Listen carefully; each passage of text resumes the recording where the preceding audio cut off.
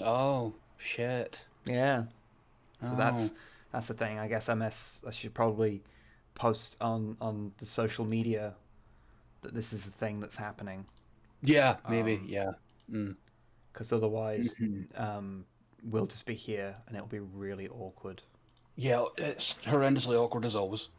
Yeah, it's that. I mean, the worst part I think is if you are streaming on your own and you don't have like any kind of lead in. Yep. Like you know, 'cause yeah, I know both of us like play a bit of music whilst the Yeah, stream's kind of loading. which I don't know if I can do anymore. I'm very careful with the music that I pick. Yeah. um, but yeah, because that intro bit where you're just on your own and you don't know if everything's working and no one's filtered in yet, it's really awkward when you're just sitting there talking to yourself. I agree. But we don't have to deal with that because A, we're talking to each other, and B, people have shown up. Hello, everybody. Holy shit, people are here. Hello. But yeah, I hope everyone's doing okay. This wonderful, okay, passable Saturday. Yeah, that's passage of time means nothing to me. Yeah, I've got my big can of Iron Brew. So I'm Good fucking lad. sorted. I can go get a Scotch egg if you want me to be really culturally insensitive. It's not. I'm good. It's not runny on the inside, thank God. It's a Fuck you. it's a regular Scotch egg. It's The not runny like inside Scotch eggs are great I hate if them. they're cooked. A Cold? cold Fuck that. a cold one was upsetting on a fundamental level. Oh yeah, no, fuck that entirely. I mean, if you get one that's like it's actually soft on the inside when it's warm, it's awesome. I can imagine that. I can imagine that. But you know, I was going to make a connection there and say it's like, well, you know, it's the difference between like body temperature cum and cold cum. Like, Yeah, yeah, very much. one would be infinitely more upsetting than the other. I agree. Especially if it came out cold, that'd be fucking weird. Yeah, yeah. Although, funnily enough, that is what happens when Jacob Rees-Mogg comes. It actually comes out refrigerated. Yeah, yeah. Because he's a fucking walking corpse. Yeah. Hello, everybody. How are you all doing? Because yes, what we're doing today, because Snipe's not feeling so great. I actually realised that for the last couple of weeks, because Snipe's just not been in like the right headspace or whatever to like stream on Saturdays. It means that effectively, you guys have no proof that Snipe and I aren't the same person because we just stream alternately with Longfang. I, okay, I'll let you go with this, you fucking conspiracy theorist. Um, but yeah. So what I'm going to be doing today is we're going to be playing a game from my childhood, Mm-hmm. Total Annihilation Kingdoms. Now, fuck it, let's just do it. Let's do it. Okay. On you go. Um, okay. I'll be quiet. Full screen. Hello, everybody. So the series of Total Annihilation was come up with by a guy. I think his name's Chris Taylor. And it was published by a company called Cave Dog that was a subsidiary of Humongous Entertainment. You know, the Put Put guys. And it's a real time strategy game, and the original one was a like sci-fi, like you pilot mechs around, or you have mechs and stuff and tanks, and you fight, and it's a standard kind of real time strategy thing. It was inspired heavily by just Chris Taylor seeing Command and Conquer at E3 in I think 1996. And then by 1997, the game came out. I know this because I've still got the exclusive strategy guide that has a bunch of inside information in it. It also has like strategies for every like multiplayer map, which is ridiculous. Good. Now, that game was quite popular, and one of the big traits of it is that you had a big commander character that would be like your most powerful like thing, to separate it from a lot of other real-time strategies of the time. Now, they then made a sequel, which did not do so well, which is Total Annihilation Kingdoms, which is this one. I mean, this is actually the box for Iron Plague, the expansion for it, but because I didn't have a box for the original one, I actually just I changed the case for a double CD thing, so I've got both of them in there, because that's the type of person I am. Now, this was one that was based more around fantasy. And it didn't do so great, because not as many people liked it. I did, and we'll get into some of this later, why. And this caused Cave Dog to shut down. Now, some of the people from Cave Dog went on, and as someone's mentioned in the chat, some of them went on to found a new company, or at least be part of a new company, that went on to make the Supreme Commander series, which is very Total Annihilation. I've never actually got around to playing them because I'm terrible at my job. But it's a cool game. I really enjoy, and there are some slight issues with playing it now. So the original game is quite old. It's from 1999, and I don't know if it's because we don't have a CD drive in our computer, because when do you need them anymore? But we do have like an external CD drive we can plug in for when we do need one. And I tried to install it from that. Absolutely didn't work whatsoever. Could not get it to install. So I went and bought it from GOG. I know they're terrible, but they have a functional version of it.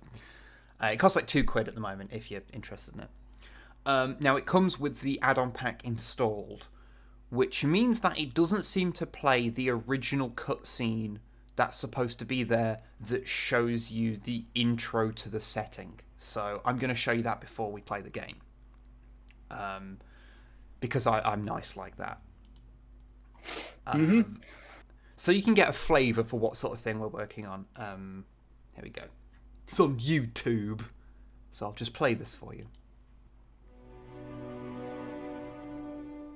The magical violet land of Darien was once ruled by Garakias. His mastery of magic made him immortal, but he found ruling an empire more challenging than conquering it. So he installed 4 monarchs of unquestioned loyalty into each of the 4 kingdoms of Darien. These rulers were his own children. To my firstborn son, Elson, I bequeath dominion over Eramon and the Sigil of Earth. No more thriving or beauteous land exists, and this worthy son will build an even greater kingdom, the marvel of the ages. To my second-born, Thersha, I give Zon of the Sigil Wind.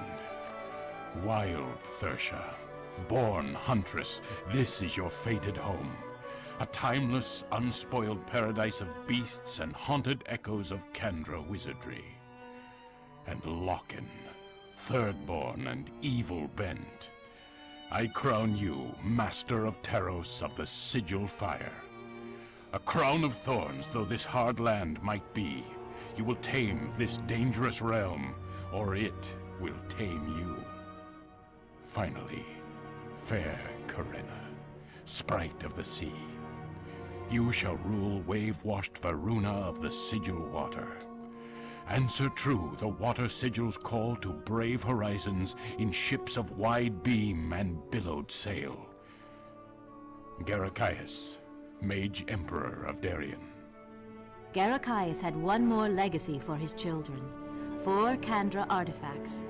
These gave each monarch mystic powers to rival his own, as well as immortality. If used wisely, these powers could bring new prosperity to the land. But if the force of mana were ever misused, it would slowly but surely bend and twist the children of Garakias.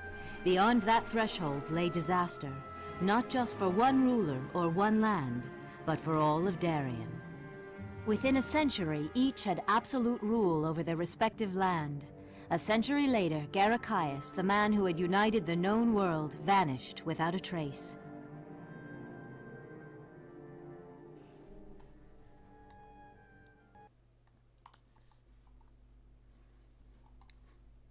Okay, so yeah, that is the intro cinematic that just doesn't seem to play, just to establish the setting, just so you all know, because and you also get to see the lovely artwork of the all the kids, which you can find nice full versions of those online. They're not quite as high res as you like, because they're nice pieces of art.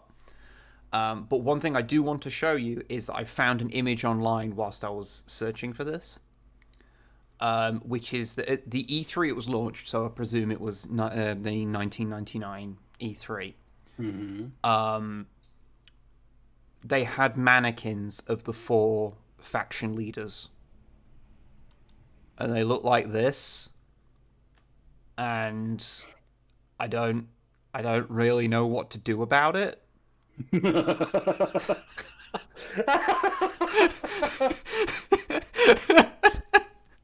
You know when the lesser known kind of shitty waxworks museums do like a celebrity?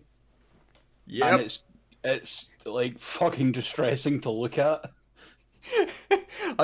Part of me is tempted to just leave that over the whole stream. Like maybe I'll just I'll just take this and I'll just shrink it down, and that can just be here the whole time.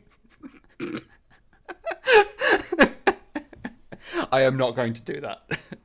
But yeah, I just wanted you all to see that because they're very funny to me. So I guess now we should actually start the game up. Now it's by some method that I am completely unsure how to do. It is running at a faux 800 by 600 resolution. So the computer recognizes it as 1080, but it is running it at 800 by 600. But that's good because the game was designed at that. So okay. It doesn't because the UI, the engine that it runs on doesn't behave well running natively at 1080. So that's actually a good thing. Don't know how I did it, but it apparently is working now. Because when I first booted it up, it didn't work like that. But I fiddled with things, and then I apparently fiddled in the right direction. So let's start the game. It starts with a very nostalgic little logo, which I will show you because I have to display capture this, which you all know I fucking despise doing. I feel so naked when people can see my fucking desktop for some reason. Yeah, you guys got a 3D FX. Already fucking RE8 desktop.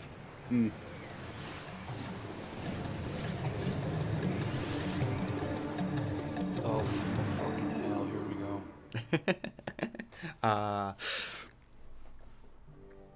But yeah, so it was astounding when I booted this up, and I just had this like solid wave of nostalgia hit me. I get you.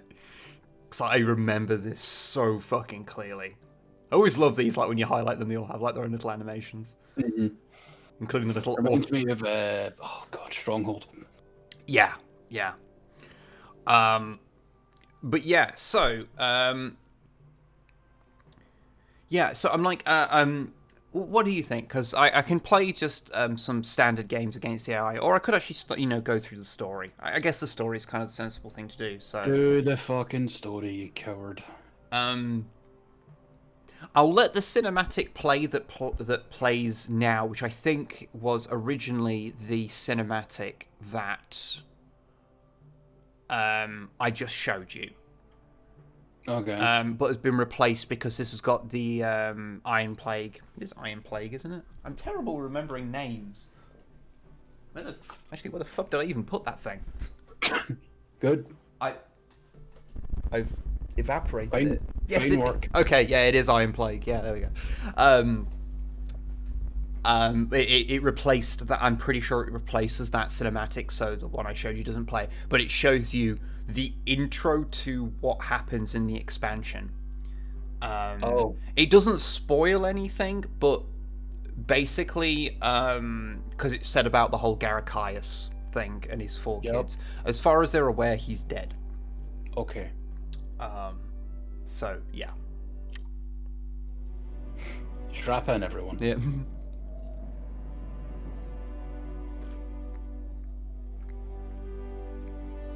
In the aftermath of the Great War, the people of Darien hoped for a swift return to normalcy. Bounty hunters continue to root out pockets of resistance, scouring even the remotest corners of Aramon. Our true story begins ages ago with the mage emperor Garacaius, the great unifier of Darien, who abdicated his throne to his children. Garacaius had grown weary of the deathless eternity that his life had become. In a stunning burst of magic, he traded immortality for one last mortal lifetime. Sorry about that. I saw the microphone was fucking up. Forever in a small fishing boat, he navigates the treacherous Kuvera Straits, eventually reaching the land of Creon, far to the northwest. As ruler of Darien, my magic cheated death, yet it also robbed my life of pleasure. I gave all for this ripe adventure leading to a happy end, and I shall make of this barren waste of Creon a fitting nation to build my burial tower. They have metal, I gave them metallurgy. They have alchemy, they will have chemistry. They have superstition, I give them science.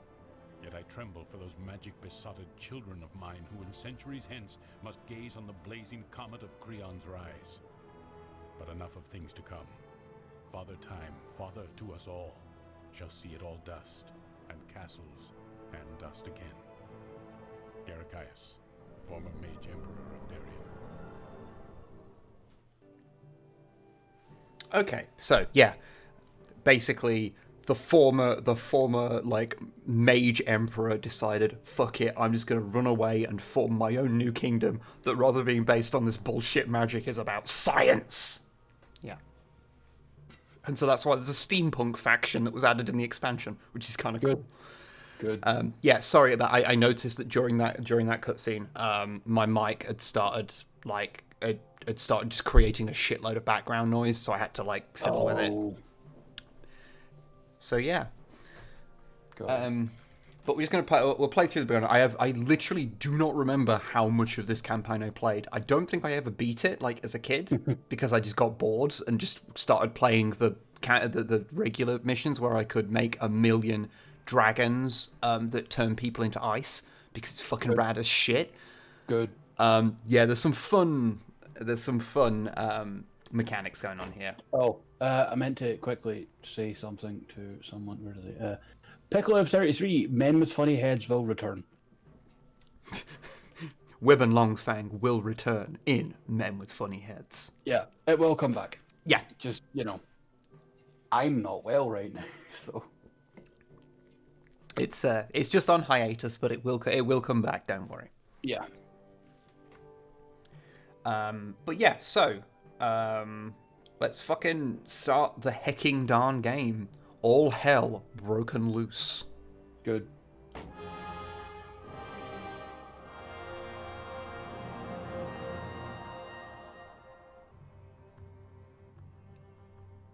That artifact. It's beautiful, isn't it? The 4 kingdoms of Darien And the Photoshop were lens warfare, flares. terrorism and piracy. But strict adherence to Garacaius' magical discipline kept The actual artwork is legit. Good though. until an incident great. described by one eyewitness as all hell broken loose. This was likely the end of the world. In the kingdom of Aramon, Emin the messenger approached the town of Abiad, accompanied by a small band of soldiers he encountered on the road. What happened next would send shockwaves through the whole of Aramon. In a letter to his wife, Emin would write of this: I could hardly have anticipated the unholy holocaust that was Abiad.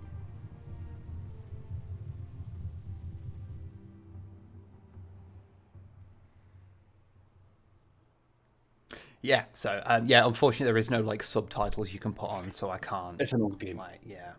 Yeah, if you need me to shut up, just tell me. Yeah, just when... I'll say whenever a cutscene starts. Cool. Because, yeah, it's... it's awkward, but you know, what can you do? So, we've got to go north and find the town of Abiad. Get Emmon to the well on the east side of town. Protect Emmon at all costs. I'm sure this will be a very difficult Yes. thing. I'm totally not just going to move everyone forward. Oh yeah, strap in everyone. Look at those fucking graphics. Hey, come on. This was... I mean, it wasn't good at the time, but it... put you all to offensive so you just fight any fucker that comes near you. Yep.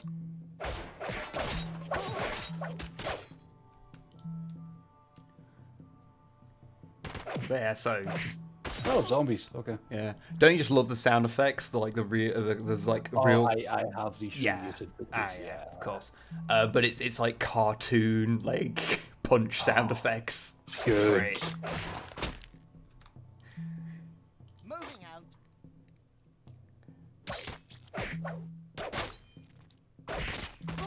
No, they're killing the townsfolk. Oh, that's what those blue people were. Yeah, the blue people are the townsfolk. Not to be confused with the green people, which are me.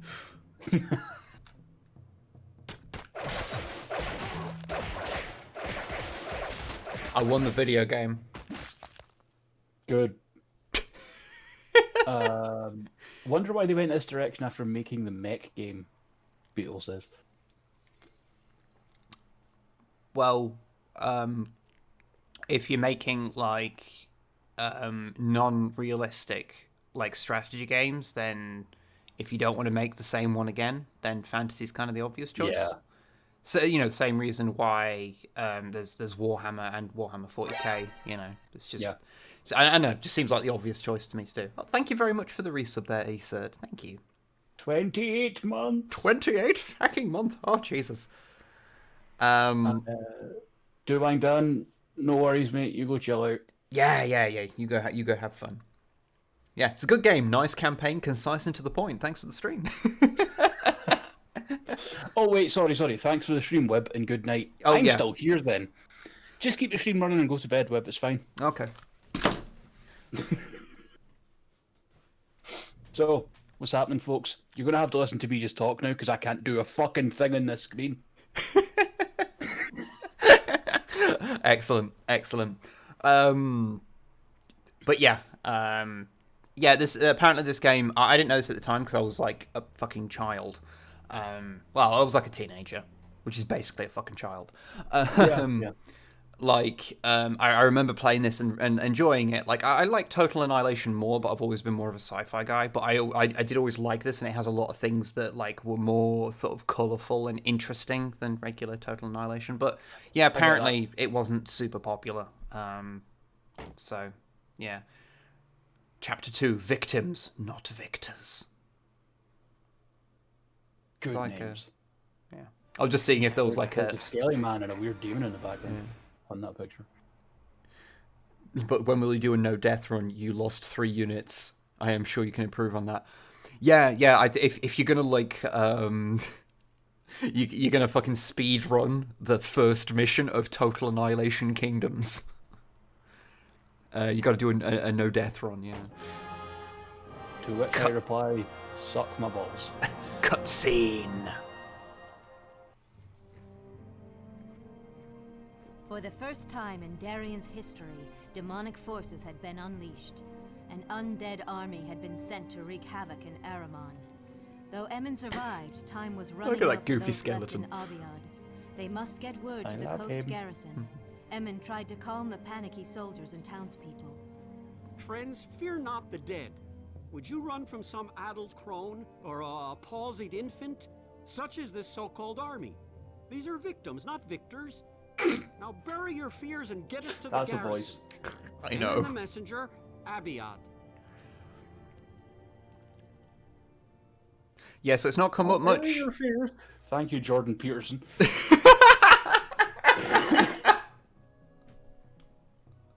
He does sound a little bit like Jordan Bumblebee Peterson, it's true. You tell them, Kermit. I mean, yeah. Kermit Peterson.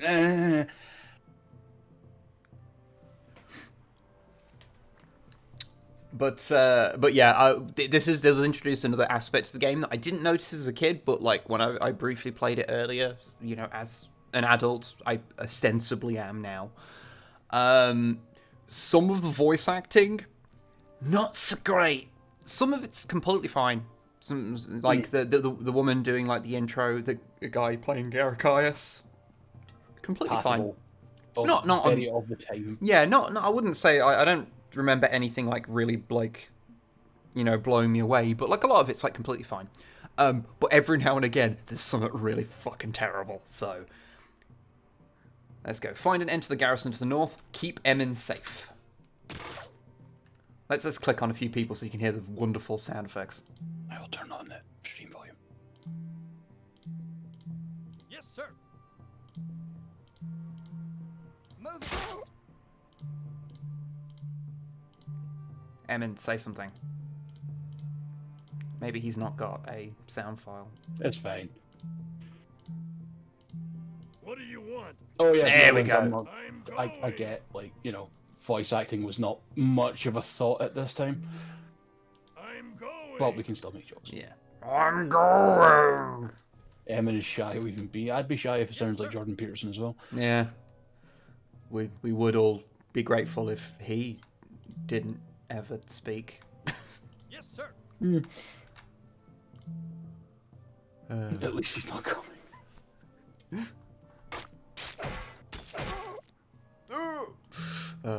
Death sounds of the zombies, amazing. Good.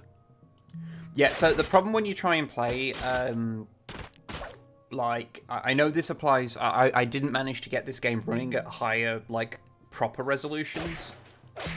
But I've managed to get the original Total Annihilation to run at, like, higher resolutions, and the problem is that basically it treats everything as if it's running at the same kind of scale. So as you improve the resolution, everything gets smaller. Oh, right. Okay, got you. Until until you basically can't click on anything because it's... Oh. Sorry, my mouse got a little bit weird. Did it go a bit squirrely? Yeah. Old video games, you know. Sometimes they don't play nice. Like, I deselected everyone by accident, and then it went a bit weird. Just thinking of old games. A while ago when I bought the cheap joystick, not the one I'm using now for playing Squadrons, but a cheap one to try out. I won, by the way. I won, by the way. Good. The one that, or the guy that I bought the cheap one from, sent me a game with it. Oh. Would you like to know what that game is? What game was it? Microsoft Flight Simulator X. When was that from? Good question. Because I don't follow the flight simulator games, because that could have come out like 2 years ago, or that could have come out in like 1995, and I wouldn't know. Well, it's games for Windows Live, so that's, you know, that dates it a bit. True. The system requirements are XP or Vista. It's 2006, according to chat. There we go. Thank you, chap. Yeah, I guess that is... in my head, 2006 is like 5 years ago, so not 15. Yeah. So, I don't remember the campaign of this game at all, but I assume some of the missions are longer than 2 minutes long, but I guess we'll find out. Because, yeah, so far I've just had to walk from one thing to another, which, you know, means that my my problem with RTS games, that I love them, but I'm bad at them, doesn't seem to come up, because literally there's no tactic other than moving from one location to another, which even I can't fuck up. So let's start Chapter 3, and I presume we'll get a lovely cutscene. I assume that as the missions get longer, this won't be quite such a repeated thing of, like, no, shut up for, like, several minutes. Yep.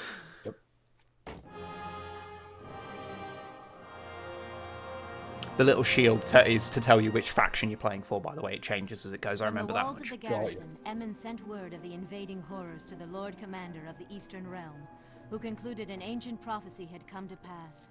He wrote to King Elson. This necromancer of Teros, King Loken, has gained a new power. The dead walk in broad daylight. The natural order is overturned. This day was foretold in the Book of Darien. Only one thing can protect us. The Heart of Thesh, a relic lost since the time of the Kandra. I have this day directed my most trusted soldier, Joreth of Haldane, to retain a squadron of hand-picked volunteers to mount a quest for the Heart of Thesh, wherever it may be in Darien. Scholars in the capital consulted ancient scrolls and tablets. Several references to the heart placed it in distant Varuna, near the city of Lothal. The expedition was soon underway, but Joreth's escape was blocked. Hordes of undead swarmed More around good the skeleton art. Good. I have very low requirements for video games. Having good skeleton art is one of them. Oh yeah, you're probably noticing that because the game, like everything in the game, runs at its own weird ass resolutions. So that's why, like, you see the background on the stream reappear as it switches from one to another. Yeah, because that was just a thing games used to do. I just want to point out that letter that was like, oh yeah, I think this guy Loken is bad. I'm like, you called him a necromancer immediately. I mean, he is just a necromancer, like. Yeah, like, he might be bad, and also the dead are rising up. He's a fucking Nick. What did you expect? Yeah. The fun thing is that there's like the 4 factions. Because I can never remember the fucking name of the 4 factions ever. Even when it's literally like might be on screen, I can still never remember them. Apart from Varuna, I always remember Varuna for some reason.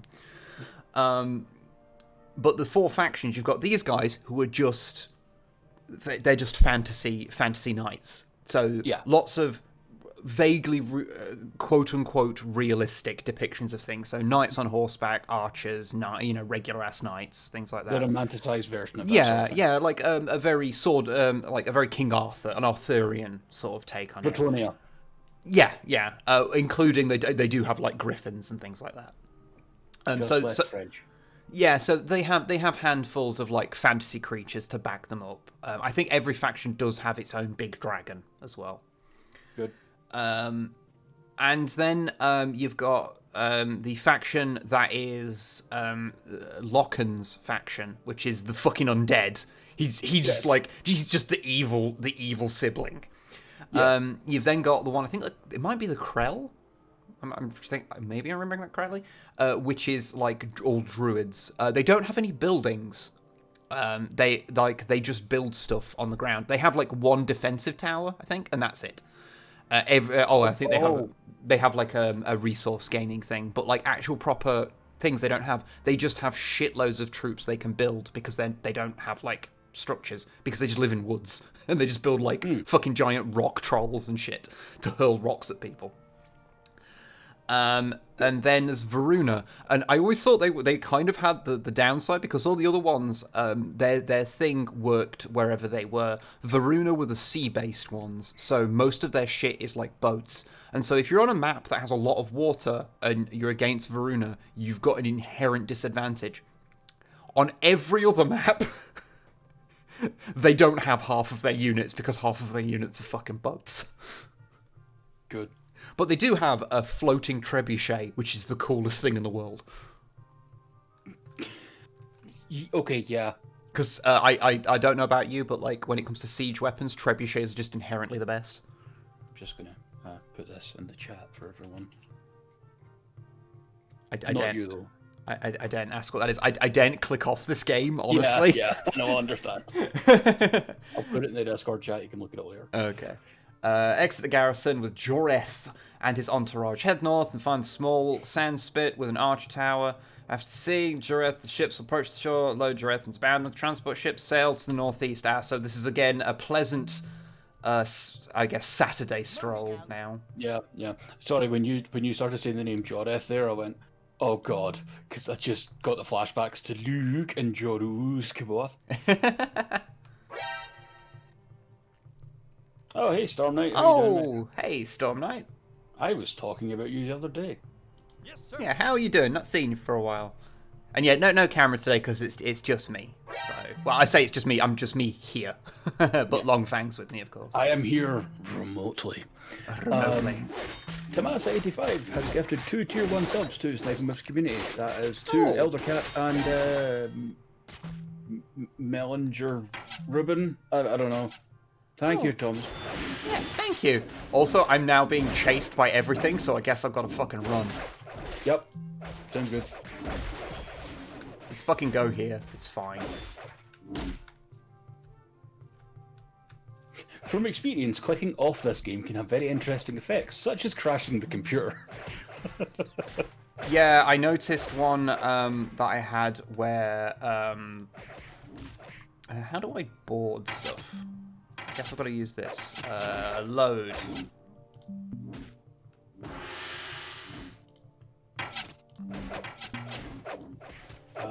Thursday got an exam in 3 weeks. Oh shit! Yeah, Storm Knight. I hope the exam goes well and shit. Oh yeah. And as for me talking about you, I just said to Wib the other day, I'm like, have you heard from Storm Knight lately? I haven't seen him in a stream in a while. That was all. Why are the men larger than the ship? Shut up. Weird abstractions. There we go. That was... I contend Space Marine Terminators not fit in a Land Raider. Yep. Basically. As physical models, I mean. It's that thing, like, when I make, like, Space Marine vehicles, I don't like to put, like, Marines poking out of, like, the cupolas or anything. Largely because they're the wrong scale. Like... Yeah, the scale's all fucked. The tanks are... in reality supposed to be bigger than they are in the game. And so I try and maintain that small level of thing. That GW does it, no shade on anyone for doing it. It's just a personal preference of mine. Because there's a really good picture, and I think it's the last Blood Angel. It was actually no, I think it's in the Blood of Baal book, which shows an impulsor with a Marine poking out the top of it at the scale it would have to actually be, and they're fucking huge. But it is that thing, you know, where, like, it strictly speaking is an abstraction, but also they portray it as not being, so, you know, who cares? It's fine. Do whatever the fuck you want. Treat them as being the actual size. Because, of course, I do put troops on the outside of my orc vehicles, because if you've got a grot tank and you're not putting shitloads of grots hanging over the side of it, then are you really making a grot tank? Yeah. Okay. The wedge. Although I fucking love this weird dragon art here with his weird little spindly leg. Oh, look at this. That one maybe should have stayed in the egg a bit longer.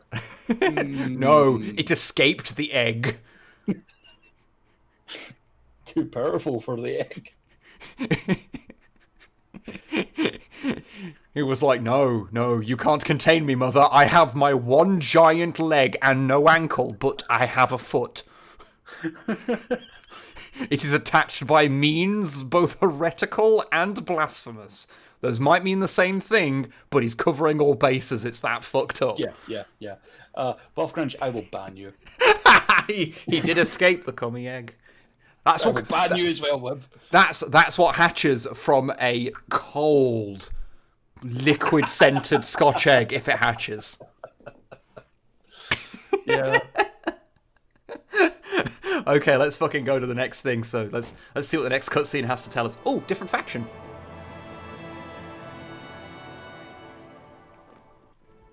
Across the sea from Eramon, the seafaring land of Varuna was also under attack. The assailants were monsters of a size and nature never seen before. Oh, there you see it. You see what it's Behind supposed these to look like. attacks was Zon, a land of mystery ruled by Thirsha, the huntress. This was no random event. It was Zon's Yeah, still got task to fucked up drive the legs. wedge between two Yeah. allies, Eramon and Varuna. Keeping the two powers separated was essential for the invasion of Eramon to succeed. Creatures of the air descended on Varuna like angry bolts from a thunderhead.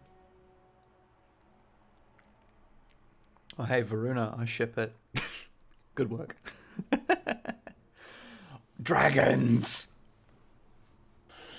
Oh boy. I swear I swear to God, if anyone tries to go, actually, technically, they're drakes or wyverns or argues with how I pronounce wyvern, I will not care so hard. I mean, I can time them out if you want to really make it fucking...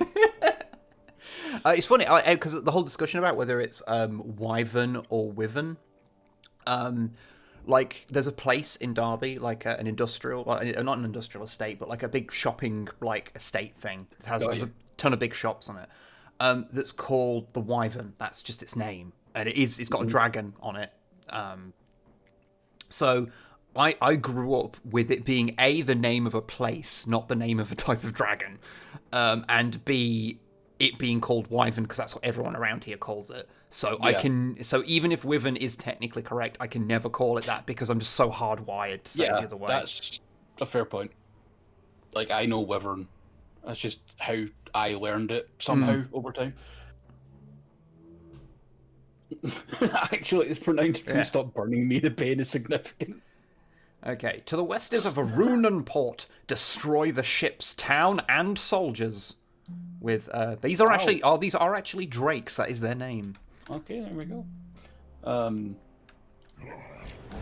If this streamer was a lizard, he'd be a wyvern. Good. Fan artists, get on it. Oh, I forgot the birds. There's fucking birds. And there's Soliolios pointing out that drakes don't have wings. Which is why dragon naming conventions make me have fucking conniption fits, and I don't care. They are the worst.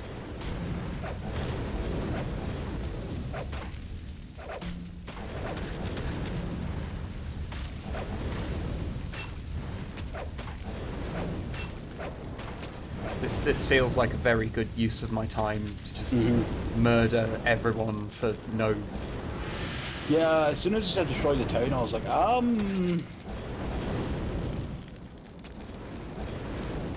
But, as AC just pointed out, if Wib was in this game, he'd be so pixelated, he'd be the Wobbjorn. Yes. I really need to change my fucking avatar to not be that on Twitter, but... No, it's great, shut up. Because I feel with the name Fluid Beef, that image, like, I'm definitely putting off a weird energy. Good.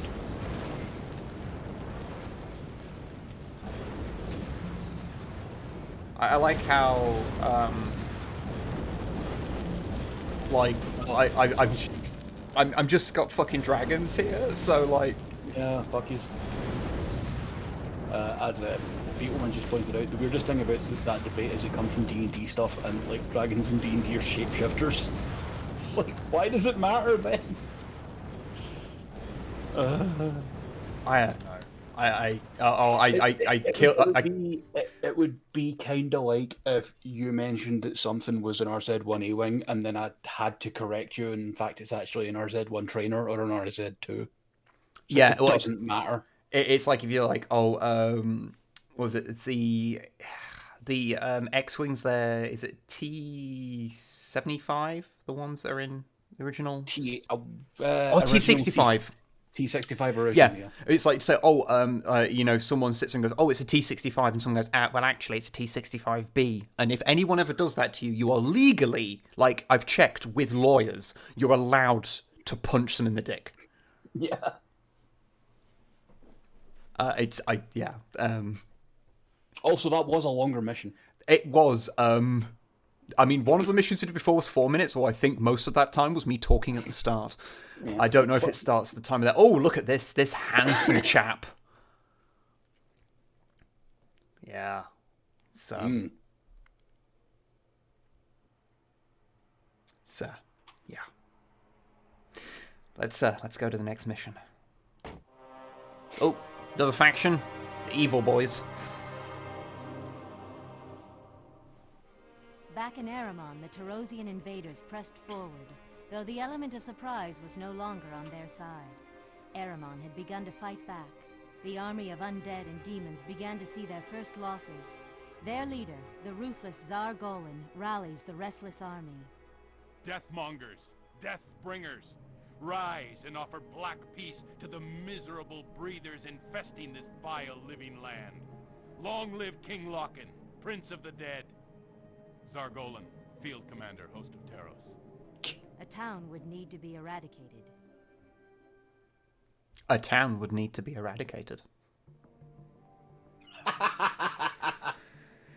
Fucking vile breeders. Yeah. Yeah, again, we're getting that. I think that was a good point of, like, not amazing Voice acting. but also not as bad as it could be. Like, In no way the worst. It of the time acceptable. Like, very much. Miserable breeders fighters. I feel like a chud insult. Yeah. Kind of sounds like an insult, honestly. Yeah. Oh yeah, I would say when I said you're allowed to like punch people like that in the dick from a legal thing. If they don't have a dick, of course, then, you know, whatever the regional equivalent is. But I would also say that I've never had a person do that to me who is not a cis man. So,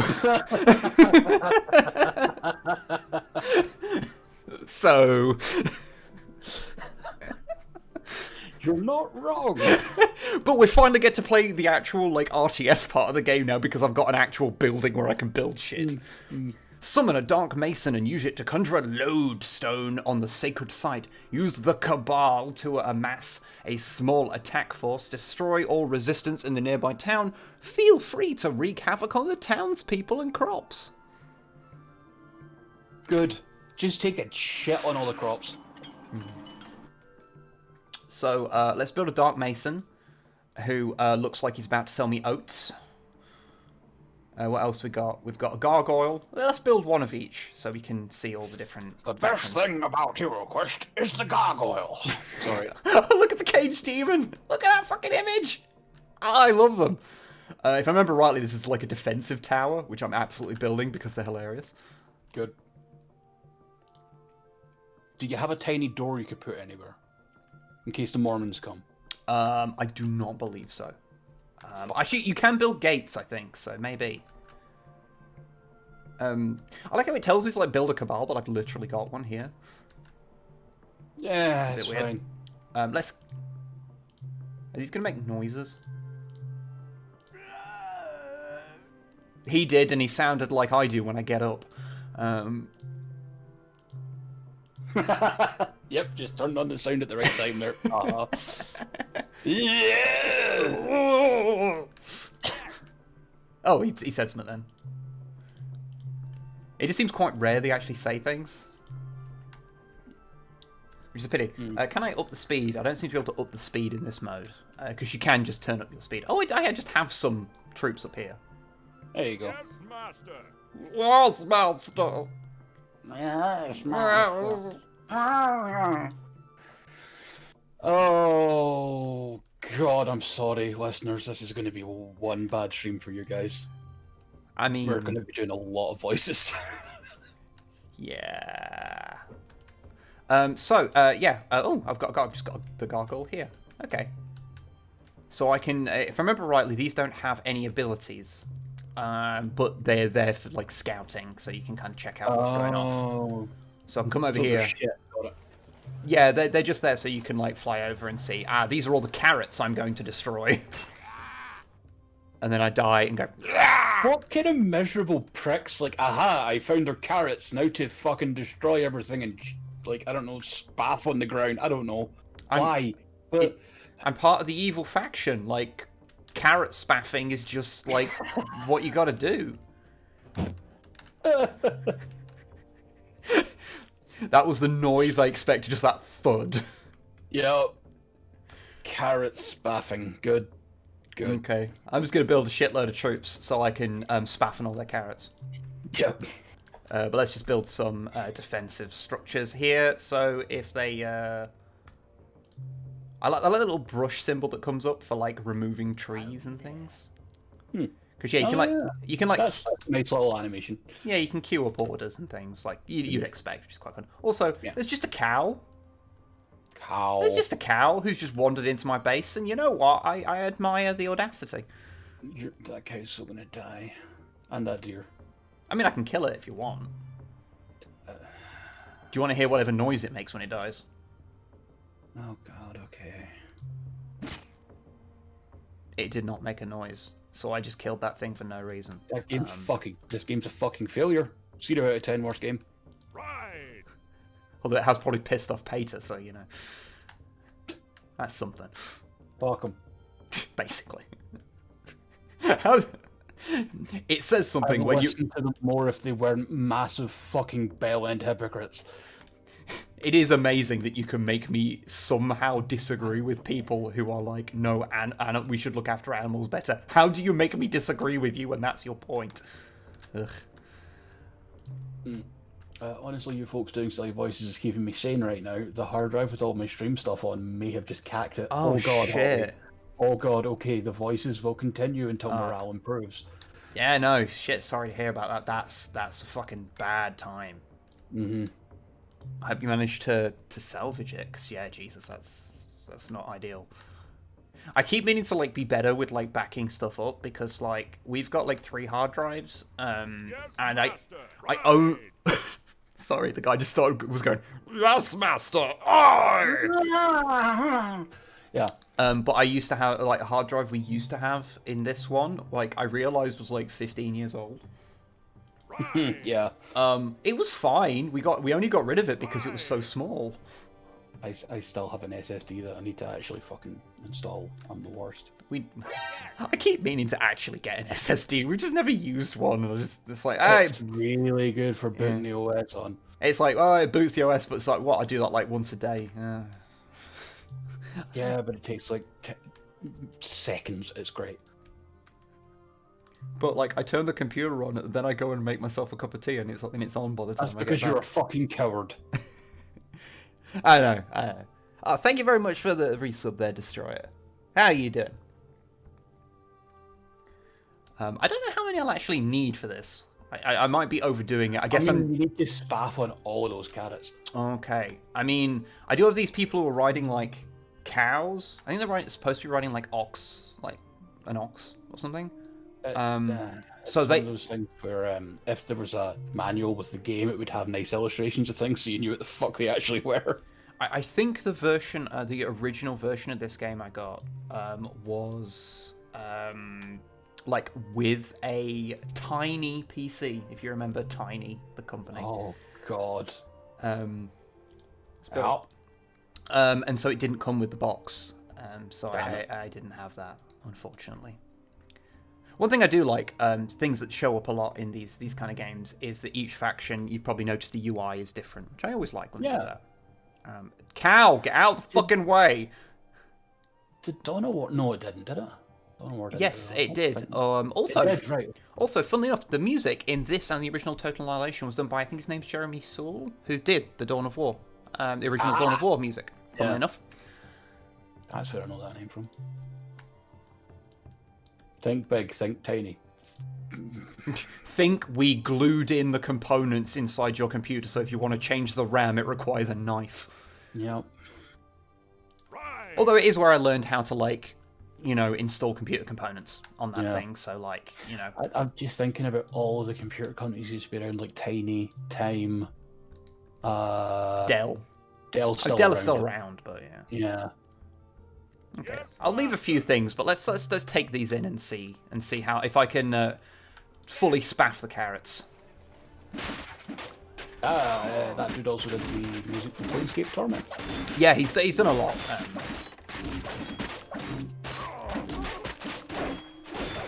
Your like demon cattle cavalry's getting their shit stomped in by dudes with swords. Well, they are a ranged troop, so. Yeah, but they're on a fucking demon cow. Come on. I think they're just a regular cow, honestly. Cows aren't chaotic evil, though. No, these cows are bastards. Cows can't be bastards. They're good. These ones are. These ones are just bad people. Wow. Yeah. Shit. Can I? I'm afraid. Oh, if I walk over the carrots, I think that's as close as I can get to spaffing them. Okay, I like how the villagers just kind of going about their day, like not really giving a shit. Oh, again with this shit. Yeah.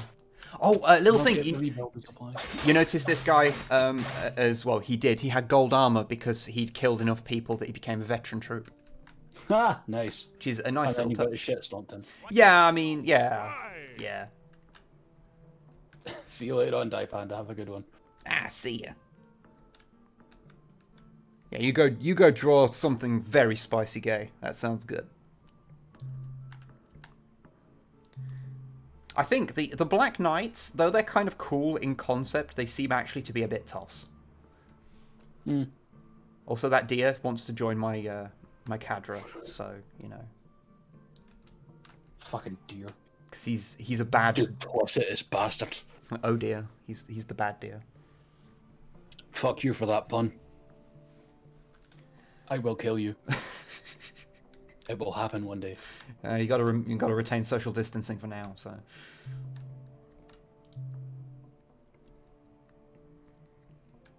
But yeah, I don't know about you, but like I find like RTS games. Correction. Planescape Torment was Mark Morgan, and Soul was the Elder Scrolls music. Yeah, I know. I knew he did some of them. But Yeah. I didn't know if he'd done like if he's like been a consistent feature.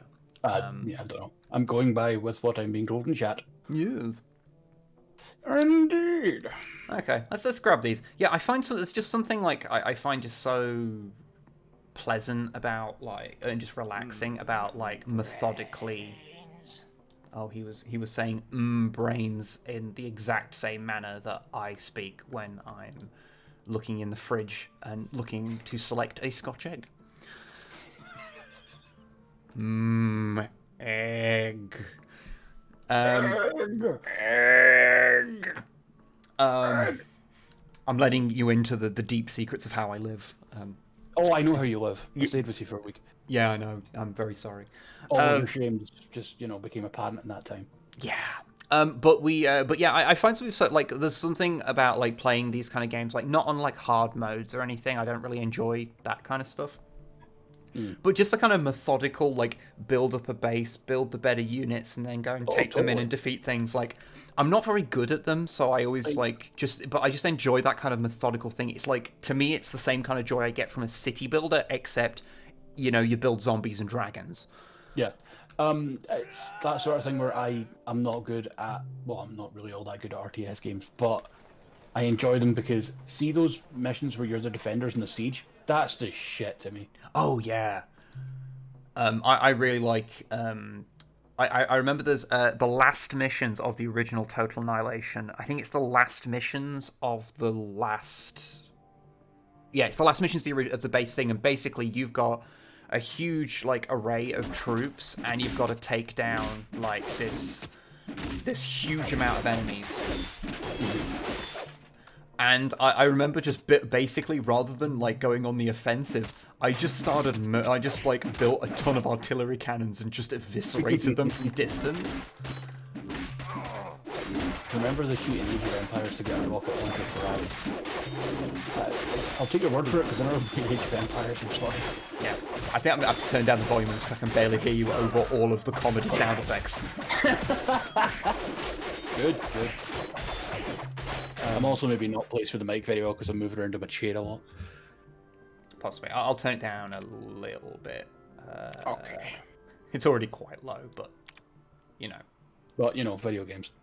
This is just how it is. Actually, wait a minute. Was that... Yeah, it's annoyingly, it counts like unit voices and stuff as the same thing. Ow. Ah, right. But yeah, should be able to hear you a bit better now. Okay, cool. Oh. I did spaff on... Oh, they have actually got a thing to build stuff. I should probably focus on that. No, Geistertans. I did not play Myth or Warhammer Shadow of the Horndra. I've heard of Shadow of the Horndra.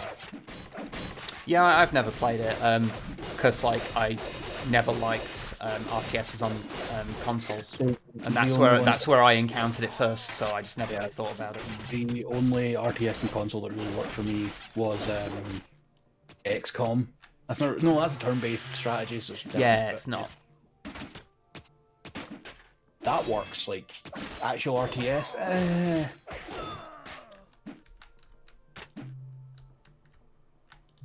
I assume they've probably got another thing over here. Yeah, they've got another fucking garrison. Okay, well, at least this mission's actually got something to it.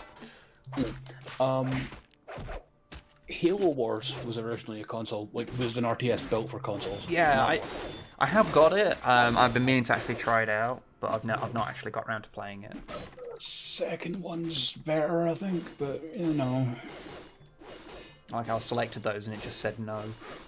Oh. Union rules, they're on T-break. Ah, yeah, that's fair. That's fair. Yeah. What shall I do? What shall I do?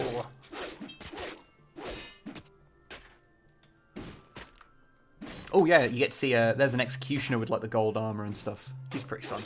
Oh yeah, that's a nice little touch. Yeah, there we go. I won, and lots of people got big shoulder pads because You've just sprayed spermatozoa all over the crops.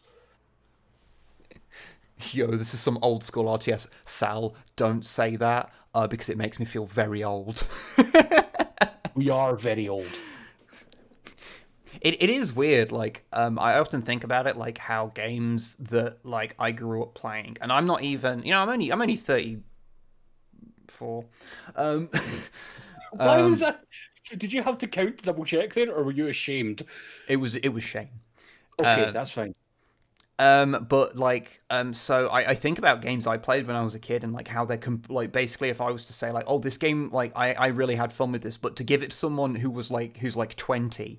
they'd play it and go like, how the fuck did you ever play this? Like, yeah, it's barely, you can barely play this. Like, give someone fucking like Desert, like, what was it called? Was it Desert Storm, the fucking helicopter game where you had to like go and rescue people and like because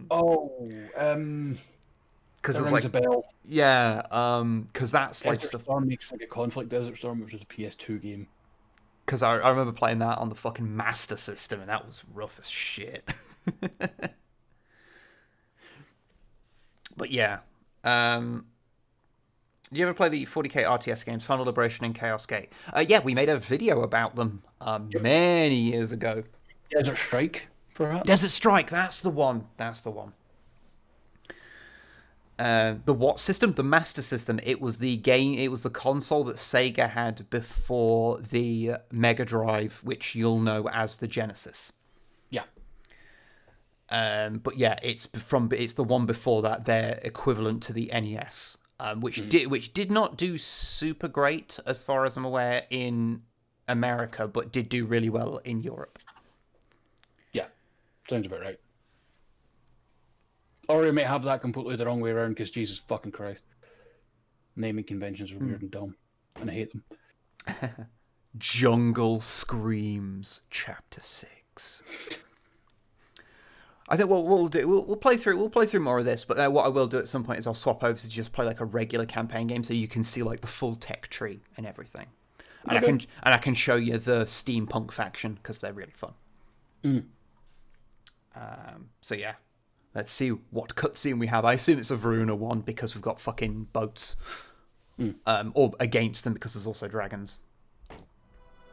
Varuna, dragons. Yeah.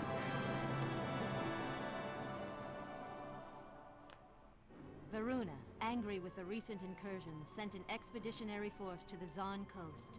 In the past, few dared venture there. Those who did seldom returned. This fact was not lost on the common sailors of the fleet. A Varunan sailor wrote in his log. The coast of Zon came up and we saw some flying beasties that scared some of the younger men. It is weird. Not a one of us like this place. The Zon beast may eat your livers, so we hear. The captain says, not to be fearful. That's an attempt at an accent. Yep. Yep. Warship Varuna Storm. On deck, first-timers froze in terror at an awful sound from deep within the Zon jungle. The tortured screams of living nightmares lying in wait. Good. Sail down the river and around the bend. On the north shore, there is a sandy open beach. Unload your ground forces and have them protect the landing zone. Use your priestess to build 4 guard towers. Keep the flagship and priestess safe. Okay, I can probably manage that. Just when you were talking about like old, barely functional, how the fuck did I play this games? It just reminded me of the first game when I got a PS1. The game that came with it was the Star Wars Episode 1 game. Which one? Because they made a few. It was literally called Star Wars Episode 1. Oh, okay. It was dog shit, and I'm amazed that I could fucking complete it. Boom, boom, boom, boom, boom, boom, boom, boom, boom. Yep, the Phantom Menace video game. Ah. Released Goblins! in 1999. Sorry, there's goblins. And you know me, I get excited when there's goblins. Yeah, fair. The only bit I remember, like off the top of my head, of that Star Wars game was in the Trade Federation starship at the start when you're playing as Obi-Wan, and if you start fucking about, Qui-Gon's like, Obi-Wan, the door is open, let's go, and it's like, Well, did they get the actual actors to do the voices, or were they sound fuck no. Because sometimes they do for those kind of things. They did in the PS2 Lord of the Rings games, which is great, but they did not for that. Okay, so yeah, we're playing as Varuna now, who they have quite a fun aesthetic. So they're like, you know, kind of vaguely, kind of Greco-Roman kind of thing going off here and there, but also not like just lots of interest. There are some cool things about just the general design of this thing. Fuck, I'm just looking at screenshots of that Phantom Menace game now. Oh boy, oh memories.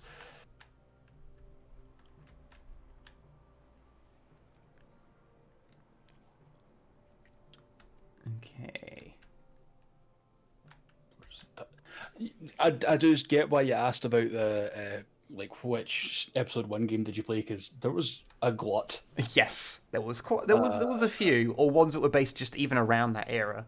Yeah, like there was a game that had there was one game where one of the characters was Plo Koon, and I think that's where they established that in that Jedi version. Fireballs. Yeah, and he had he was a secret character. No.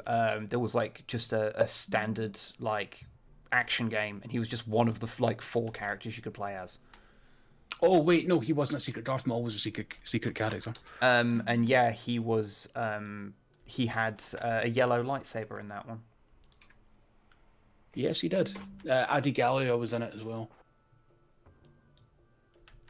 Oh yeah, I just looked up screenshots. Yep. Yep. That's some good shit. Good shit. Yep. Adi Gallia, Obi-Wan, Mace Windu, who had a blue lightsaber. Qui-Gon and Plo Koon. Yeah, that's the thing. These things like all so early on that like yeah. A soul goblin attacked my my fortress. I don't know if you noticed, but yeah, there's a little pixelated blood, and the goblins do have like green blood compared to like the red blood of like the humans. There's little touches like that. I think that a lot of the undead stuff has black blood. Yeah, that's pretty thematic. Works. Like, there's just a lot of little touches. Like, we haven't really like experienced a lot of the more fun mechanics. Oh yeah, I didn't actually have to attack. I just had to like build the 4 things. Yeah, these missions are so fucking short. Like, yeah, they're weird as hell. Although this is definitely a thing. I think we're about to summon Sailor Moon. So that's a turn. Quick, get Snipe in here. I mean, she's asleep, so... That's fine. If you see Sailor Moon in the same room as her, like, immediately, completely awake. True. I never played Masters of Terrascasi. Did you? I'm pretty sure I have played it at some point, but I don't remember anything about it. It might be like a false memory of having seen a lot of people play it, you know what I mean? But yeah. I did, however, play the cobbled together versus mode that was in the Revenge of the Sith game. Oh. Cobbled together mode that's jammed onto the end of something is my favourite kind of mode. It was a secret thing they put in, and it was it worked. Who's played Empire at War? Rocket. A lot of people played Empire at War. I have never actually played Empire at War. I always meant to at the time, but now it's kind of quite old, and I imagine like you have to, deal with a bunch of shit to make it run now because it's old enough. Actually, you don't. It just works. Does it just work?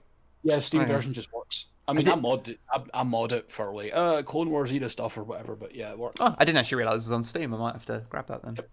I assumed it would like video games from that era. My brain just kind of goes, they're not on Steam. They're just available if you can go and buy a CD-ROM, and you're gonna have a time getting them working. It's not Star Trek Bridge Commander. You can still. I totally forgot that there was a Tusken Raider character in Masters of Terras Cassie called Whore. Yes, there is, which is great. I'm going to hit the start button, and we're going to see the next one. I guess what I'll do is I'll probably go up to like chapter 10 because they're so short, and then I'll go and play like a regular game. Fair. I'm going to go to the bathroom. So okay. Zahn resists Varuna's incursion into her territory. As was the custom before any significant battle, a Zahn shaman chiseled this totem glyph. Our warriors will crush the foul-smelling Varuna boatman. He's back! Will fill the sky. The cummy egg boy. If these fools have a scrap of honor, they will cooperate and die quickly. We will sacrifice many beasts, and if need be, our own lives, to cleanse Zahn of these invaders.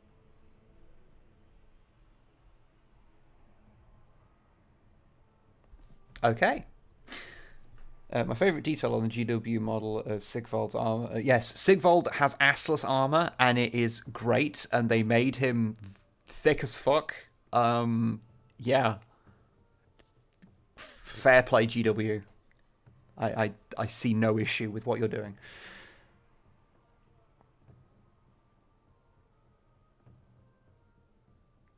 But yeah, I'll wait for Longfang to come back, just because these missions have a habit of being over in 4 minutes, so it's probably best that he's here. But I have to have my beast handler build more troops, march south into the... Oh, this is actually like a buildy one, so I'll start while he's here. While he's not here. But yeah, so this is the... this faction that don't have... They do have a couple of structures, like they have this, which is a divine lodestone, because the resource of this game is mana, and you mine things from that, or you just get from that. But yeah, these don't have like things that they have to like construct beyond. I think there's like there is a type of bonfire that's like an actual unit, I think. But yeah, all the rest of the stuff they can build is just trolls and hunters at this point. So, and then you just build them like this. So that's a thing, isn't it?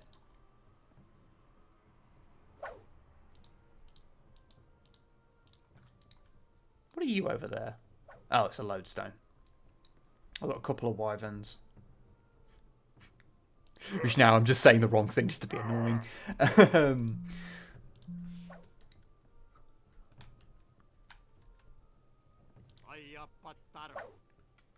He definitely said that, whatever that was. If I remember rightly, hunters throw like their spear, so they're like ranged. Oh, that's interesting. The little one it's showing me there looks like the veteran one because it's got gold pads and the regular ones don't.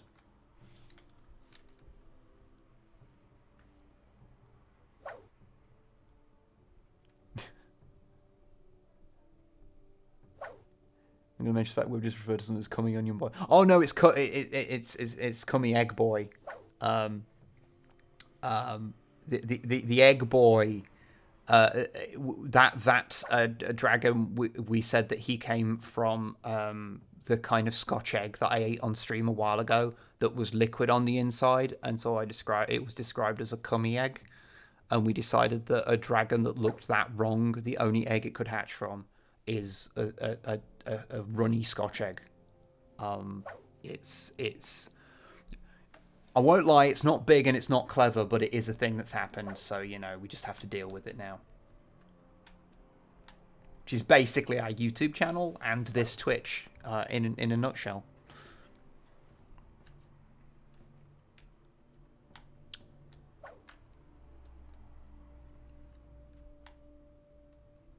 I presume this is supposed to be the same shore that I landed on previously.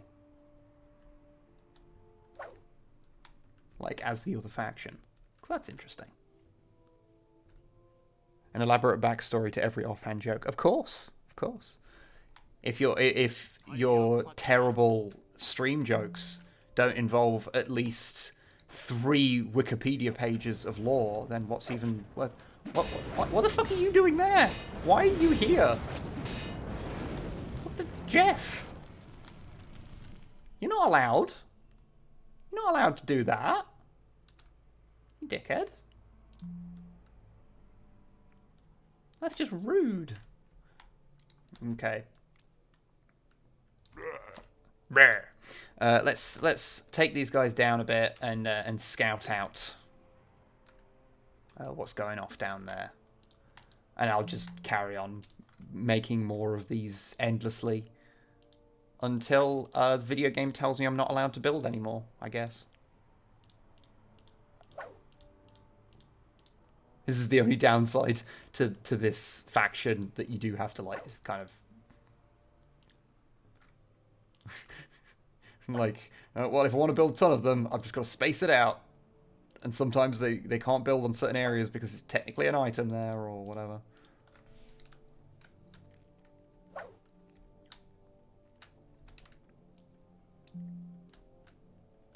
So I presume the only way up is there, so I presume they're all down there. Ah, fuck it. Oh, okay. Meow. No, get a guard tower down. That's the most dangerous thing. Hello there. Hello. So what you've missed is that I've been building trolls and bear people. They're tiny little Longfangs. In fact, they throw spears. How do you feel about throwing spears? I like it as a tactic. Yep. Well, there's a lot of little use here, so that's a thing. Good. And I just murdered a priestess, so you know that's good. Nice.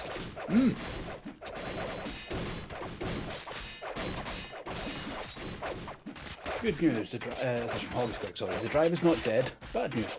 The partition is corrupted. Hopeful news. I have a forensic recovery tool which is currently scanning and rebuilding the partition to a safe location.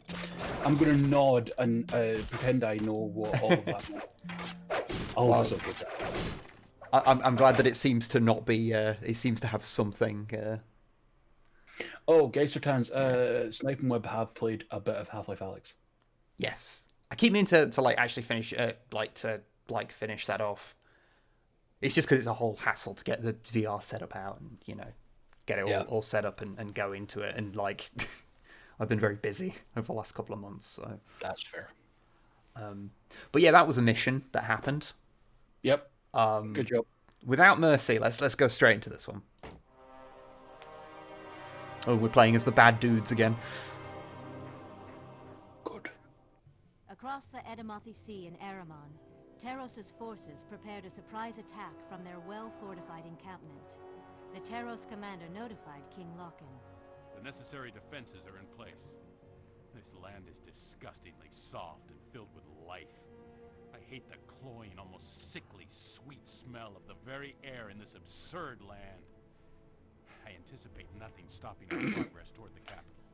A swift cut to the heart will rid us of these self-righteous sons of Eramon. I expect victory to be sudden and without mercy. Zargolan, Field Commander, host of Teros. That guy. Fire gif. I will say that guy, I think, probably made a lot of very angry posts on Twitter when our incels got banned.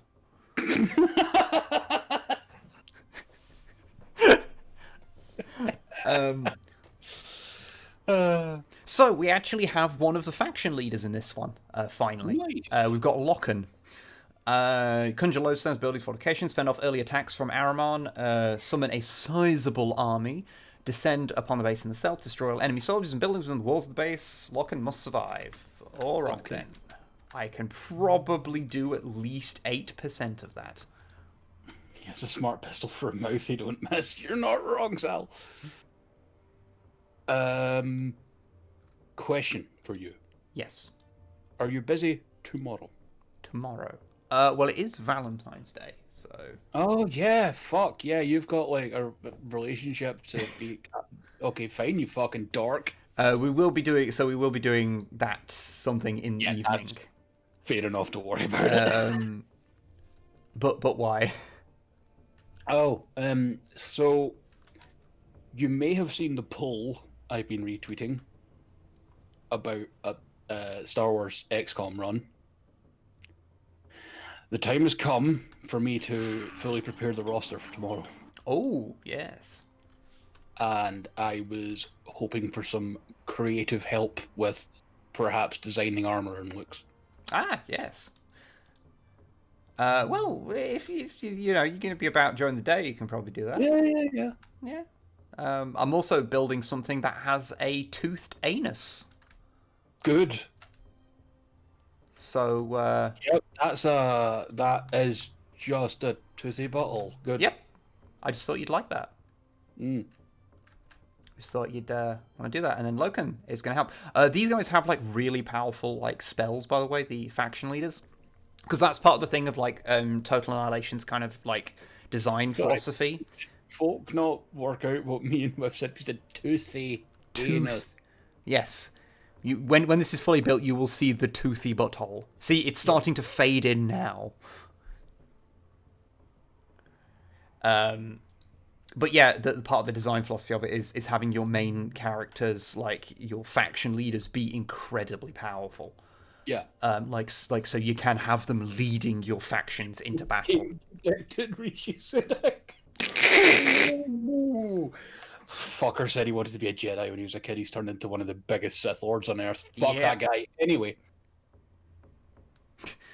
But yeah, so that's like part of the thing. Like, obviously, there's loads of games that do that now, but like not as many back then. So that was like a notable thing. And yeah, like so we can do like a big like fire wave coming out, or like fire different kinds of fireballs. And yeah, here we go. Here's the toothy butthole. So let's I'll build a bird first so you can see it. There we go. It's actually kind of, in all fairness, it's kind of like a imprisoned like dune worm. Yeah, but it looks like a toothy butthole. It's a bit toothy butthole. Yeah. I was gonna fucking say something. That entire Sunic thing just threw me off. Yeah, I'll do it. Shit. Okay, let's. Okay. I'm just gonna go build some towers. Some towers. What now? Because yeah, I'm pretty sure mage towers are just a defensive structure. I guess I'll find out soon. Turns out they're actually like a recruitment area, and it's like, why do I have 8 of these now? God damn it. Yeah. It's fine if they're not. Graph, don't worry about it. Although, if it's still trending on Twitter, the hashtag Jedi might still be trending, and you can find out. Yeah. Oh shit, Goth, no worries. Happy 1 year anniversary, friend. Oh yeah, happy anniversary. Yeah, I was trying to think of like a word for that, and then and realize anniversary was just the word. But no, that's cool to hear. Veteran HRT is hormone replacement therapy. Yeah. I will now be rating every unit and building this game on the 0 to 10 toothy bottle scale. Good. I like it. What shall I do? Realistically, it's the only useful metric. Well, I don't know, boy size versus boy shitness was pretty good. Yeah, true. I should probably start and build more lodestones. Sorry, I know I momentarily talked about the actual like content of the game's gameplay for a second there, rather than I don't even know why you would, Jesus. Yeah, rather than just commenting on the buttholes. Yeah, I'm sure the mage towers. Really important. Yeah, I'm sure the mage towers fire lightning. I'm sure that's what they do. But I have not played this game for over a decade, so... I used to, like, build a lot of stuff for it, like, make maps and stuff, because the map editor's quite easy to do. Ah, right, okay. What shall I do? What shall I do? Okay, I'm on the list of units for Total Annihilation Kingdoms. Let's figure this out, shall we? I mean, I'm, like, mostly built, so, you know. Don't care. Okay. You just want to show me up for my lack of knowledge about the Total Annihilations. Not in the fucking slightest, honestly. Rolling tower, okay. Guard tower, Floating tower, good. Mage tower, able to shoot lightning at enemies. Yeah. Oh, wait, there's things up here. Why are you up here? No, don't be up there. Fuck off. Oh, Iron Beaks do hurl things. They are actually I assumed they were another scout troop, but no. Oh. They hurl things or, like, I don't know, spit something at them? Yeah. Yeah. He-Man! Sorry. A little bit. Yeah. Oh, fun thing from Total Annihilation that I don't know if it carried over on into this, but if you like set fire to forests and they have a lot of stuff around them, it does just kind of maintain being like, you know, you start like a fucking forest fire. Nice. It's not really like it's not a major hassle to you, but it is just like a minor annoyance. Web, I've got a critique of this game. Hmm? Looking at the unit list here, I can see that you can build skeleton archers. Right? Yes. Fair enough, you know. Fun idea. There's no skeleton warriors. Yeah, it is a problem with the game. A terrible oversight. But you know, sometimes you can't have everything you want. Sometimes you just want to scream out skeleton warriors, then do a little dance, and we can't do it. Yeah, we can't do it now because, you know. It's just, yeah. Sometimes life just isn't fair, and we just have to deal with that. So are they getting up like here? It's one of the problems with the kind of tile sets of these games. It can be a little tricky sometimes to know if something's actually like a path. Okay, so they're getting up there. Okay, so I've got to build defenses here. Okay.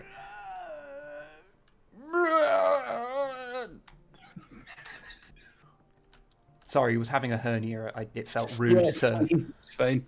Yeah, to pop that fucker back in and, you know. Yeah, you just had to, like, slip that back in there, you know. Knew a person that had a hernia that used to do that. Definitely a thing. Yep. And let's build Also, skeleton archers get 3 out of 10 in the Tootsie Butthole skill. Depends. Okay, fine. I'll give you that. I mean, they don't really have a butthole, so can you really grade them on a Tootsie Butthole scale? You know what they do have? Teeth. I think they should be counted a little bit higher, considering, look, they're wearing giant trousers. You know what? Fair. Which is fucking great. I don't know about you, but I think that's strong. A very strong, like, thematic thing to go with.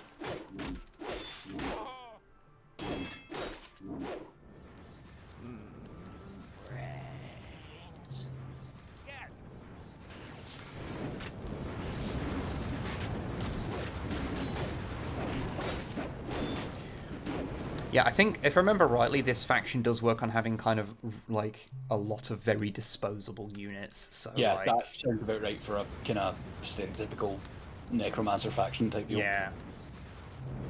Skeletons wearing Jinko jeans. Yeah, basically. Actually, no, they are wearing cargo shorts. Like, look at the... They're wearing jorts. No, look at them. They're over the knee. They're wearing like cargo shorts, like they're a like 2002 skateboarder. Okay. Or me. If someone wants to like Photoshop skeleton to be wearing cargo shorts, I'd be very like grateful to that person. Not just jorts, but jegging cargo shorts. Oh yeah, if someone has them wearing jorts, like, man, that'd be the fucking best. I mentioned jorts and you said... Yeah, no, but You know, no, I regret, like, shooting that down. I, like, thought about it, and you know what? You're just right. That's why we bring up things and we workshop them. You just shot me down immediately. That's not how we do things here, Yeah, man. I know. I regret it. I'm very sorry. That's on me. No, it's alright, it's alright. Just, you know, come on now. This place is very annoying, because it's kind of hard to defend on this side. Like, you want to defend it here, but there's, like, rocks in the way. If this was the Stronghold game, I would have built some stupid-ass fucking walls in between the bits in the rock that don't do anything other than just stop them walking that way. I do have walls. I can probably do that. Building walls is a slippery slope in these games. But I can't... Where you've, like, fortified the entire area and you're pretending to be fucking perturabo. Let's see if I can do it. They seem to be very finicky as to where. Oh yeah, they are. That's yeah. Oh yeah, no, these are yeah. No. Yeah, fuck it, whatever.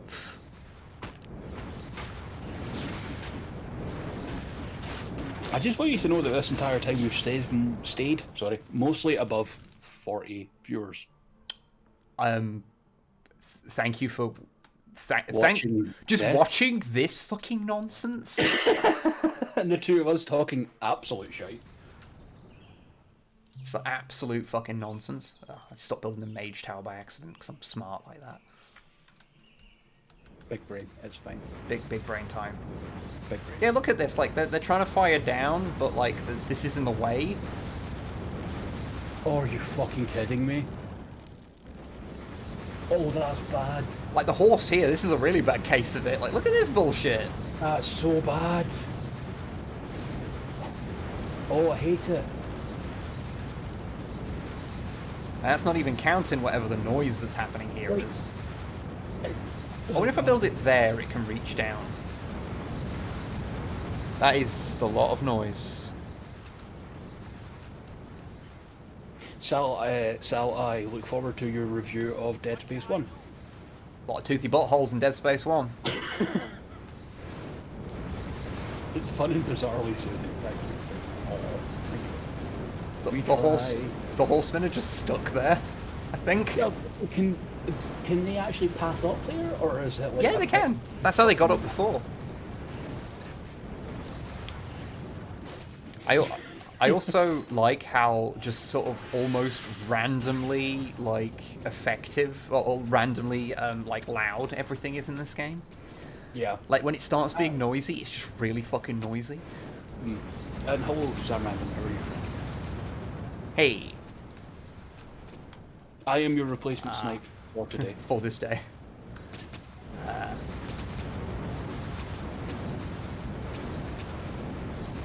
Like, they are just stuck there, just doing their thing.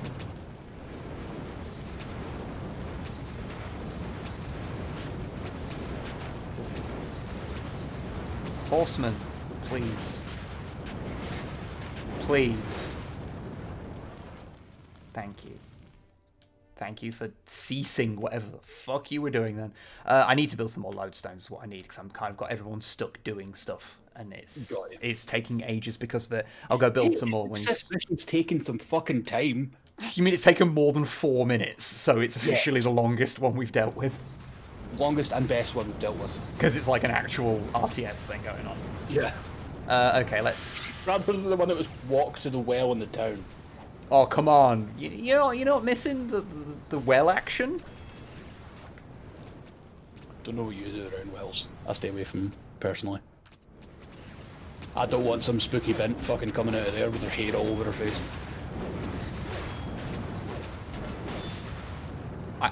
Am I cage demons attacking? Are they hitting this cage demon, which is why it had so low health? Oh god. I don't remember if that's a thing. You know what I think what I have to do is actually start sending like forces out so that I can start trying to like whittle down their ability to build just to get rid of them. You know, play an RTS. I guess. Oh, that's interesting, Vito ones. Thanks for the heads up on that. Hasbro are no longer making Canadian figures. I wonder why. I can't wait till she explains the fucking lyrics of WAP to All I'm going to say is that if you're going to business with Ben Shapiro, you were probably a dickhead all along. Saying. Yeah. Even if I got quote-unquote cancelled, there's not a power on this earth that would make me side with that little goblin.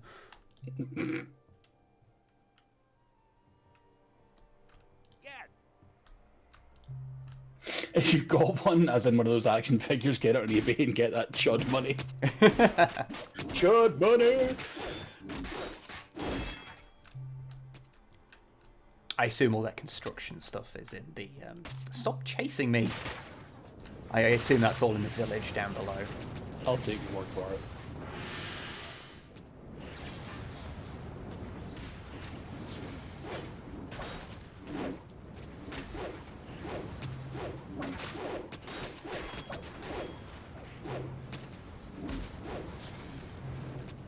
Just want you to know, Wib. Yeah? That, you know, we're playing this tonight, and you bought it for £2. Yeah. And I just went on Fanatical and looked at the front page. Lego Star Wars The Clone Wars is available for £3.48 right now.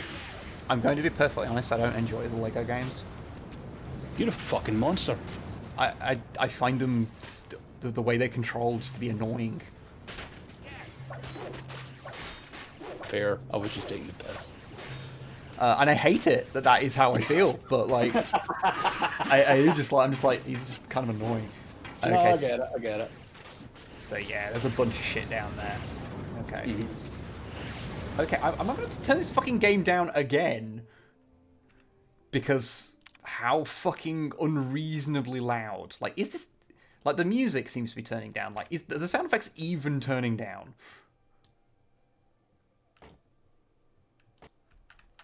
Because, like, the lightning strikes and everything are just so fucking over the top. Okay, right. I like that there's a unit sound off button. Like, unit voices. Because they knew that they'd get fucking grating after a while. Yeah. Okay, I should probably back my things up with iron beaks. That's probably going to be quite fun. So let's just build a force over here to send in. Just with a shitload of fuckers. Which is, I think, the best way to go about things. If I can build this right on the edge, then hopefully that can shoot down.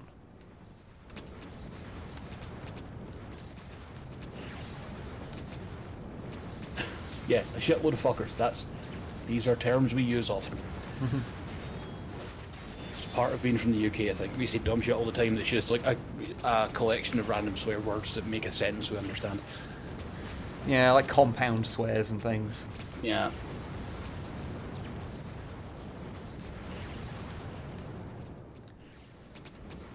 Yeah, I think on you go. I've at least got like enough of a defense that, like, you know, with all these towers, that they don't seem to really be able to do a whole lot to me. Yeah. Why am I trying to suppress a yawn? Why am I yawning at this time? What the fuck, brain? Is it because I'm a bad streamer and you're very bored? Okay, fuck you. Don't you fucking... Oh, mate, I'll fucking smash you. I'm sorry, that was mean. Although there's a skeleton and a hat here because he's got like 6 kills, so he's got a hat. Look at him. He's got a little gold hat. He's the best. He's the best skeleton. See, I can build these mage towers pretty quick now. I actually have mana. I say that with 0 mana. But yeah, they don't seem to be able to build any like ranged troops, so... Or at least they're not building many of them, so yeah, they're not really able to do a great deal to me. They're just... Yeah, they are building archers, but they can't really shoot me, so yeah, it's not really working. Quick reminder to everyone that Total War Warhammer 3 is happening this year, and there is fucking bear cavalry in it. Which is pretty solid, like, as things go. Fucking Kislev, good. Ice Queen, rad. Can I build one like here? There we go. I'm just going to build as many mage towers as it lets me, and just anything that comes down here, hopefully we'll get shot by them. Good. That's my theory. I mean, it seems to be working out. Oh no, they destroyed one of my my demon cage demon things. Oh. Well, that's a bit shit. How dare they? Also, there looks to be some sort of Kislev winged hussar type cavalry. Oh, fun. And Khorne champions on Juggernaut cavalry. Ooh. Yeah. I've tried playing it. I wish I could get more into the Total War games. Like, I don't know. I prefer my like real-time strategies, this kind of thing, rather than what Total War does. And that's like... Totally understand that. Totally understand that. Unfortunately, Sketches, you missed the seminar. Yeah, I'm sorry. It was a very short one at the start to explain what Total War, to explain what Total Annihilation is, why I care, and what the fuck this is. I wish I could build more things, because like I am restricted. I can't build like the next tier of things. Because the next tier of things has like mind mages, which are really cool because they can like. Actually, no, that might not be the next tier, but it's just locked off from me right now because it's campaign stuff. But those can like literally take over enemies. Like they just turn them into a troop for you. They're like the worst kind of enemy unit in an RTS game. There's harpies on the like druid side have that ability as well. So what you do is you go and find a building unit that's out on its own somewhere, take that over, escort it back to your base, and then suddenly you can build all your opponent's troops as well. Which is the fucking best. Was there a flip chart involved? Possibly, but you'll never know now. I mean, VODs exist, but... Shut up.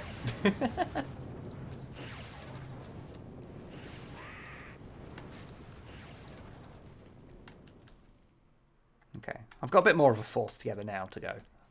I know this isn't the most exciting thing, but, you know, I want to build, like, a ton of things. This is the problem with RTS games as well, why I have been reticent about streaming them. Oh, yeah, they're just kind of long-winded to play. Yeah.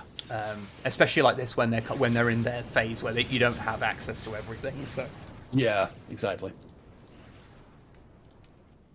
Let's build another mage tower there just to defend from that, and then if I can build one like here, hopefully that can shoot down, and yeah, there we go. That provides like enough like. Yeah, that mage tower's killed like 13 fuckers. So you know. Good. It's working. They're doing all right. And including the best skeleton. Actually, a skeleton can go back here, because I want to defend him, because he's got a hat, and I like him. That's totally fair. Do you ever play Grey Goo? No. Yeah, I heard it's all right. But I'm not like that's the thing. I'm not the biggest RTS guy for like the sake of being an RTS. Like they have to have like a theme that I like. Yeah. Like, so a lot of, like, the more, like, generic kind of ones that are just kind of generic, like, Future War or things, like, I don't tend to get into them so much. It needs to be something that, like, perhaps an intellectual property that you know. Yeah, like, it's, you know, like, Dawn of War I got into, because obviously at the time I wasn't playing the game, but I had played it, like, in the past, and I got super hyped for it. I remember watching, like, I had to download the video and play it in Windows Movie Player, from the website, because it was before YouTube existed. I got super into it. Okay. So, what I'm going to do is I'll set these off to just build a shitload more while I'm away. Fair. Actually, they're just going to build a million as is. But let's take all these in and see what damage I can do with all these. Just for something to do. I should probably take the birds in separate. But that would be how someone who is good at real-time strategies would play. That would be how a strategic genius would do it. But this Not is someone who's fucking streaming. Not someone who thinks that like high-end StarCraft players are actual wizards. They are.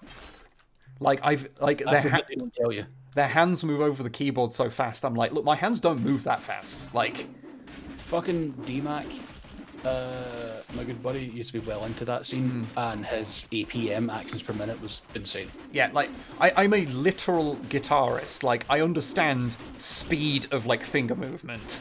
Yeah. But, like, those people are a different thing entirely. Yeah. Oh, Hand shit. wizards. Hand wizards! Hand oh, wizards! God. I accidentally deselected these guys, and that's actually kind of a pain in the ass in this game. Ooh. I can't remember if you I think there is a way to, like, make groups, but I forget what the command for is. It's one of the problems, because, like, this is, you know how there's, like, a lot of these games have, like, you know, you will select things with, like, right click. Well, you'll select them with left click, and then command them with right click. Right. This is one where, like, everything's left click, so it's quite easy to, like, accidentally click off things. Right.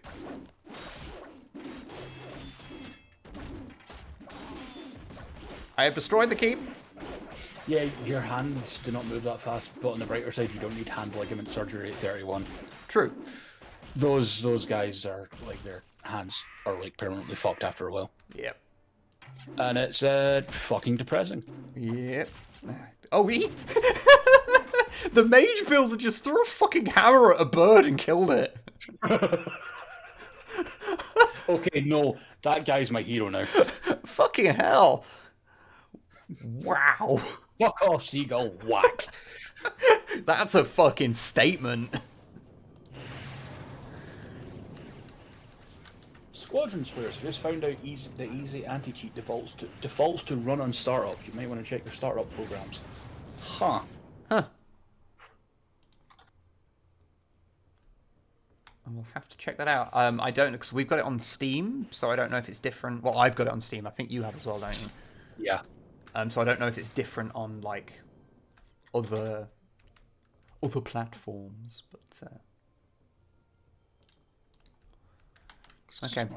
But you see that they kind of minced through those troops pretty quickly. Yeah. Other than that one dude who's like, fuck you, and threw a hammer. That guy's the best. No, I mean, I did take out one. I don't know if they will rebuild their thing. I think it's like a case of that they'll, like, repair stuff, but I don't know if they'll rebuild, like, new fortifications. So I don't know if, like, once I've taken it out, sort of thing. Ah, yeah. Yeah, it's not in my startup list. Yeah. Hobby. Let's just, I'll take these down straight away again. Just keep the pressure on. Because I build quite quickly, so. Yeah, you got this. The longest mission in the game, everyone. This is the longest one. It's all downhill from here, is what I'm saying. Yeah, after this, they only take about 3 minutes. Again, like. If that, really. But this is good. Like, it means that this, I'll end this section of the stream on, like, an actual, like, proper, like, length mission. And again, I should have made a ton of birds, put them separate, take them in as, like, their own thing. Yeah, but why do you want to complicate things like that when you could just, you know, Zergrush the fuck out of them? Who cares if some fucking birds die? They're birds. I like birds. Yeah, but birds are... They're alright, but, you know... Wow, this is a lot of horses. Yeah, but what if those wizards had a ton of hammers? Ah, now there's your problem. I want to see hammer-based anti-aircraft weaponry. Yeah, I'm behind this. Yeah, hey, you know what? Fuck you guys. I'm just gonna go and take out the fucking. Okay, the birds are gonna get the birds got revenge on the mage builder. Good. Wow. That mage builder will be remembered as a hero, however, because holy shit. I mean, he did get gold armor for killing that bird with a hammer, which is fucking fair, honestly. Yeah. If you made a shot like that, I don't care who you are. You deserve fucking kudos. You get the prize.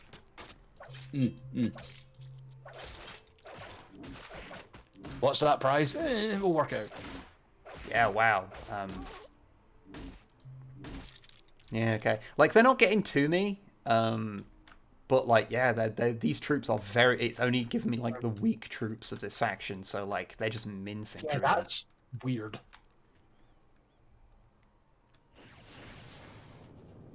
Ace Combat 7's on discount. Huh, cool.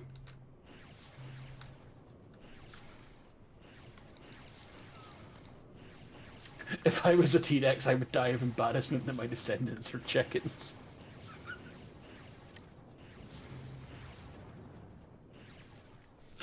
Good work, Beetle. Good. Okay, cool. I'm actually doing the sensible thing, and I'm going to build a shitload of birds, take them over here, and I can take them in and do like surgical things with them. Like, I'll start playing the game like an actual sentient human who reacts to his strategy not working. Because they can't get to me. Like, my mage towers are just murdering them like whenever they come anywhere close. So everything's fine. I guess I could expand and like try and take more lodestones. Because there's one over there. Yeah, there's one over there. I should go over there and take that one. I say again, I don't know why I'm yawning, and I apologize. It's okay.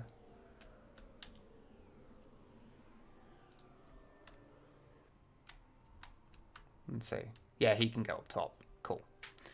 I don't know if there's a way up that side, but it's hard to tell with this fucking like this tile set. Like that. I think it's like these kind of bits show that you can get up, but it's kind of difficult to tell.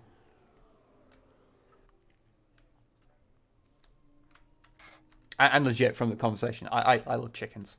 I would totally. Yeah, we're doing a bit. Yeah, Come on now. I would 1000% own chickens if I had like a place to keep them. Like, it's one of those like kind of things you said. It'd be really nice, like, one day when I'm older, like, and we own a house, like, to just have a handful of chickens and we get fresh eggs. Yeah, I'd like that. And chickens are little murder machines, like, but. Oh yeah, they're cannibalistic fucking psychopaths, but still. But that's why that's why we love them.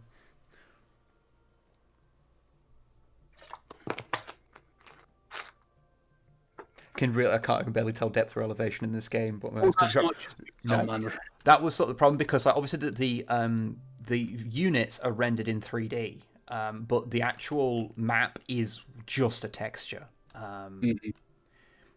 It's something you can see on the versions of it when you get into like the map editor. You get to see it like quite clearly how it puts together. So ducks give you more eggs. I do like ducks as well. I honestly, if I could, I'd just have shitloads of animals. But I live in a flat, so. Salamander, duck eggs are a thing that has been eaten. That's less known than chicken eggs, but yeah. Yeah, people eat duck eggs. Have I played Project Wingman yet? No. I've heard issues with it. It sounds cool, but also I just like Squadrons. What is Project Wingman? It's a spiritual homage to Ace Combat. Okay. The last time I played an Ace Combat game, it was still called Air Combat. Fair. The first one on the PS1, where all the planes were like bright pink and purple. Good. The other thing was like, people saying you should play Ace Combat or Project Wingman. It's like, remember how Wib was talking earlier about how he likes an RTS game when it's like a franchise or an intellectual property that he already likes or enjoys in any way? Kind of the same thing. Yeah, because you're not into like flight sims or anything, but you just like Squadrons because it's Star Wars. Correct. Have you ever played much of the like X-Wing or TIE Fighter games? I did not know. I didn't have a PC that could run them when I was young. Fair. I imagine they're quite rough to get into. Oh, we've got another skeleton in a hat over here. I just want you all to know. Good. I imagine that, nowadays it'd be rough and you'd have to do a lot of bullshitting to get them to work properly. I think I've got one on GOG. God. Give me a minute, I'll look. And I tried it, and it either crashed or when I did get it to work, every key binding that it was telling me to use was wrong. Oh yeah, that's always good when that happens. When you just like, oh yeah, thanks for that, mate. Okay. Okay, I've got. Let's take in this huge squadron of birds and see if I can like take out their building and construction stuff. Sounds good. Let's go in round the houses a little bit so I can avoid, hopefully, most of their troops and things that could shoot me down along the way. Fair. Ah, yeah, it's X-Wing Alliance. I've got it on Steam. I don't know if that's a good one or a bad one, but it was fucking cheap. I was playing Stalker and it decided I had no keyboard. I mean, that's the misery you get when you play Stalker. It's just simulating, but it's actually like... Yep.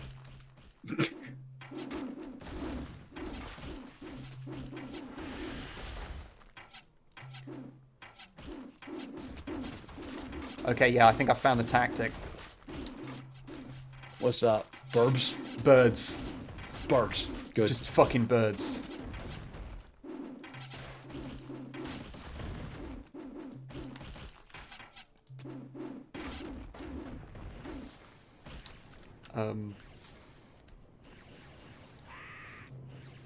You okay there? Yeah. Oh, look, one of my birds is golden.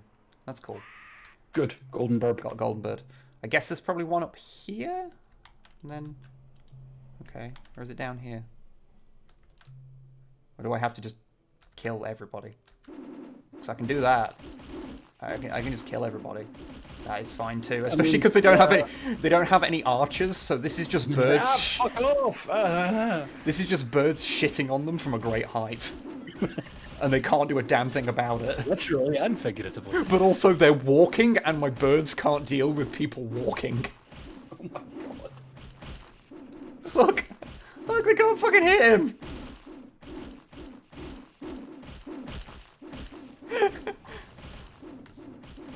That guy, he's like, fuck off! No! Fucking stay away from me! Okay, as an answer to this... You bastards. What you didn't see there is me hitting Control A. Oh. Which meant I selected everything. Oh, got you.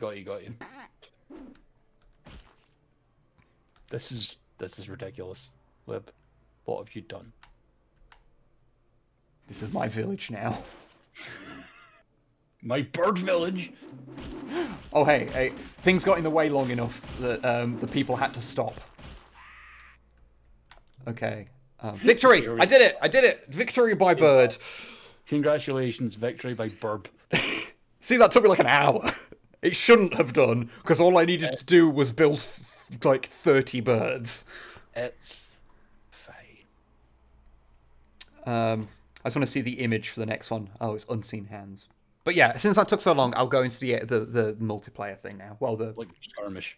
Yeah, the skirmish, where I play the machine. So, what I'm going to do is I will select Creon, because that's the extra one they added. That's like the steampunk one. Okay. It's not got as many units as the other ones. Unless people, it's the steampunk faction that you were talking about earlier. So yeah. So I'll show you that one. So it's a bit of a weird one because the other ones do have a shitload of stuff that you haven't seen, but these ones you haven't seen any of. So I thought that would be fun. But what you will see them because I'll put a bunch of AI in here, which I'll put from which faction do you not want to see? You decide. Yeah. Because basically there's the regular knight-looking guys who are like traditional high fantasy shit. There's the druids, there's the necromancers, and there's the water people. I guess the water people, because I'm probably not going to have a map with water on it. It's probably the sensible one to omit, so...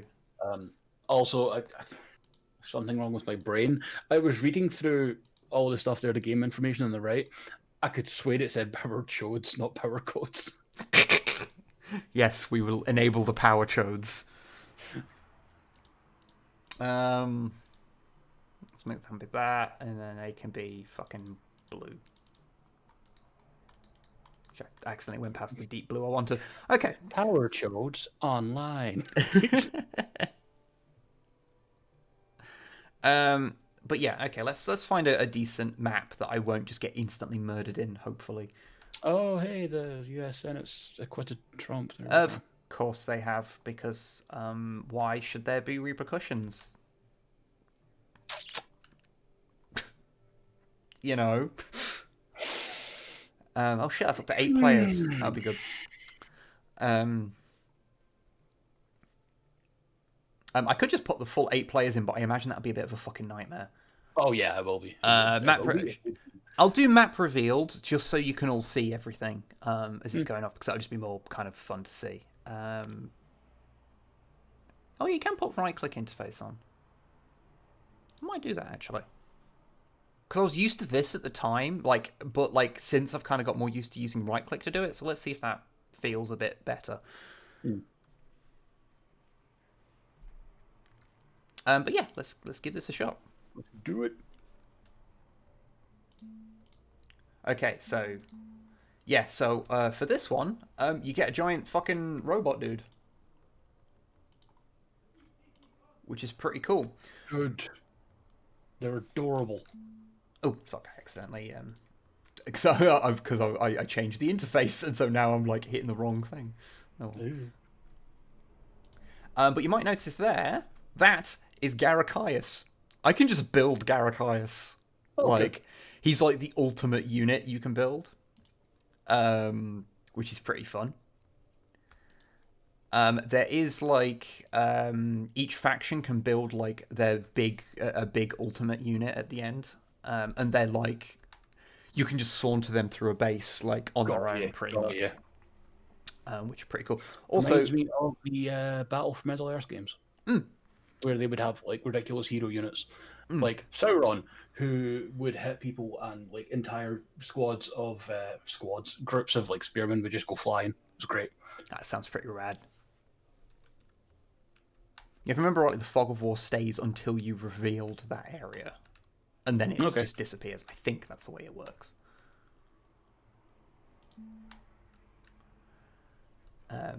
But yeah, okay, so these can build... So I've got a barnstormer, which I'll use to scout out the other areas just to see. Build automatons. There are fire wagons and... like, tortoises, which are tanks. Good. Which are pretty cool. Oh, there's another lodestone. Everyone wants a steam tank. Yeah. So let's go see what we've got. They'll be in the four corners, I assume. It's been literally a decade since I have played this map, so... Yeah, Sketch has just reminded me, in Battle for Middle-earth 2, you could summon Tom Bombadil. Excellent. And his movement animation was him literally just doing a jig around the place and drunkenly punching people. Excellent. Perfect. No notes. That is a game that you can't fucking get anymore. And it bothers me.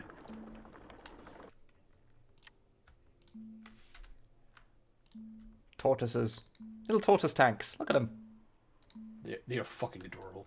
I love them. Can I get them to say anything? So one of the lines is like, "This tortoise can bite." This tortoise can bite. There we go. He did it. Good. Yeah, I can imagine it, Sal. Like, fucking Tom Bombadil.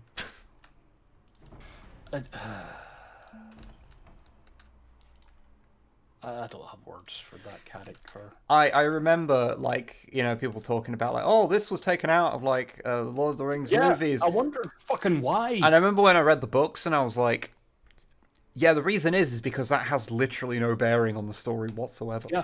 It just happens. It's like, there's a reason why they took out the fucking barrow weights. Like, it just doesn't need to be there for, like, a story. It's for a nothing thing. It's completely fine to have that in a novel, but a movie, you have to be somewhat mercenary with your... There you go, chat. There's a picture of how Tom Bombadil looked in the Battle for Middle-earth game. Oh, yeah, I need to get this wagon. The fire wagons, they have one of the bad voice acting bits. Good. How do you like your toast? How do you like your toast?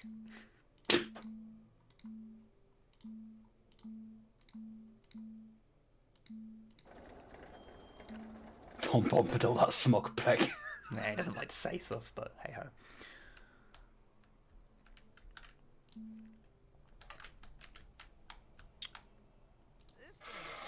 There we go. Yeah, but Lord of the Rings Battle for Middle-earth 2 available on onbuy.com for £170. Oh. Well. That seems like a reasonable amount of money for... It's still on the fucking EA website, which is weird. Good. Let's pop a thingy up there. These things, these prismatic mirrors, are one of my favorite weapons because they, if you just build 1,000,000 of them, then nothing can come near you. Nice. They just get absolutely fucking minced. Mm-hmm.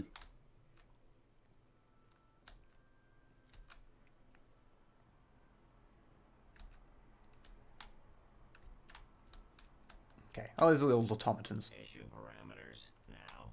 Yeah, they have robot. We have robots in this faction because Arrival pending. Okay. steampunk robots. Yep. In a medieval setting, it's great. Yeah, it's cool. Elder Scrolls as well. Yeah, why the fuck would you not want this? Like, if you don't want this, I'm sorry, but you are literally, factually wrong. Mm. Let's get these to come over here and defend this point. Because this is like a weird maze-like area, you can, like, just block off areas with walls, if I remember correctly, so you can kind of, like, get things quite, kind of, to your sort of, like, benefit and get everything kind of fine. You know, actually, someone in Sketches made a point there. If you were to have Tom Bombadil in a Lord of the Rings film, it would need to be Bill Bailey, wouldn't it? Yeah. Did he end up in, like, the fucking Hobbit films? Because I never watched them. I don't know. I will look it up. Furious typing.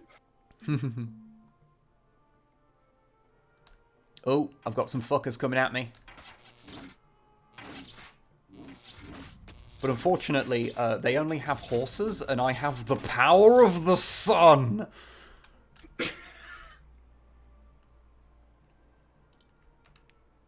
I should probably just block off this aerial walls. No, Sylvester McCoy played Radagast. One of the other wizards. Yes. No matter how grateful it is. Yeah, let's just block this thing off with walls so no one can...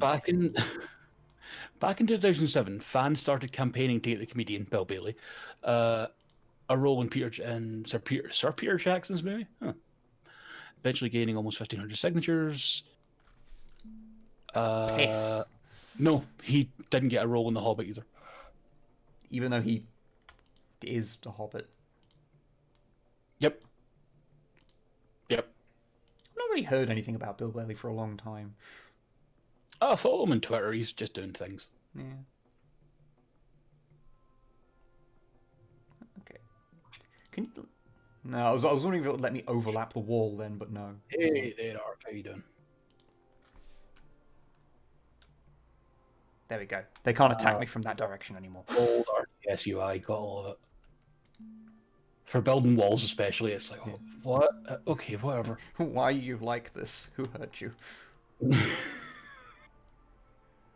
Let's block off this bit as well, and then I've just got, like, enough space to, like, build what I need to and build what defenses I need to, and just... I can put a gate in it if I want. Yeah, let's put a gate in there, because you can do that, which is quite fun. Bill Bailey was on Strictly Come Dancing. He was not good. I don't care. He's still great. I can't say I'm surprised that he's not a good dancer. Yeah, he is a little fucking hobbit, man. Oh yeah, for anyone who missed the discussion on Sigvald earlier, there you go.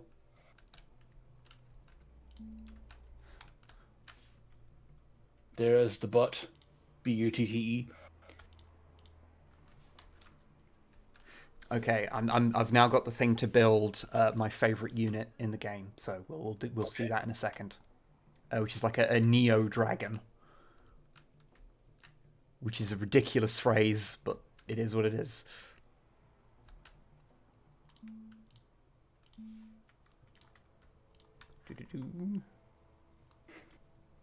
Sick vut. Good job.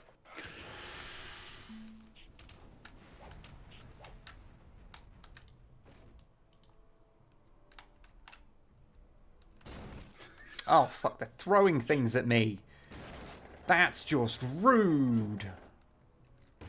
Beetle wins. I think Sigvald's just a champion of chaos, but I may be wrong. Or he's a demon prince now. Okay.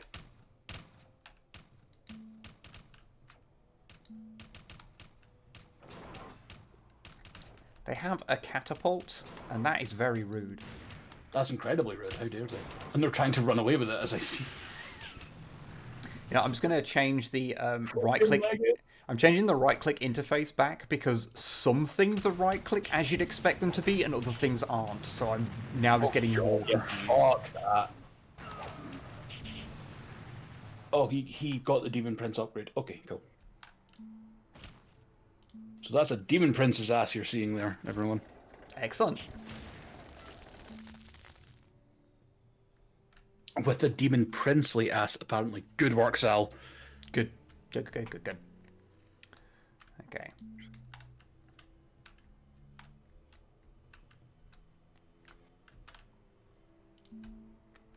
Okay. Let's get that built, and then where's my fucking dude? Okay, let's build some of these. These things are great. Hopefully someone will get close enough to see them used. They basically just spin around and spit out a shitload of bombs, like vertically. And oh, that's awesome. And they drop down on everyone. They're great.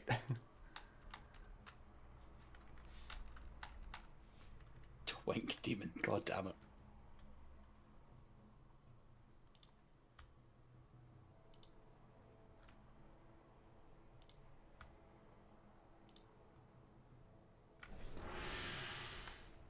Oh, hey.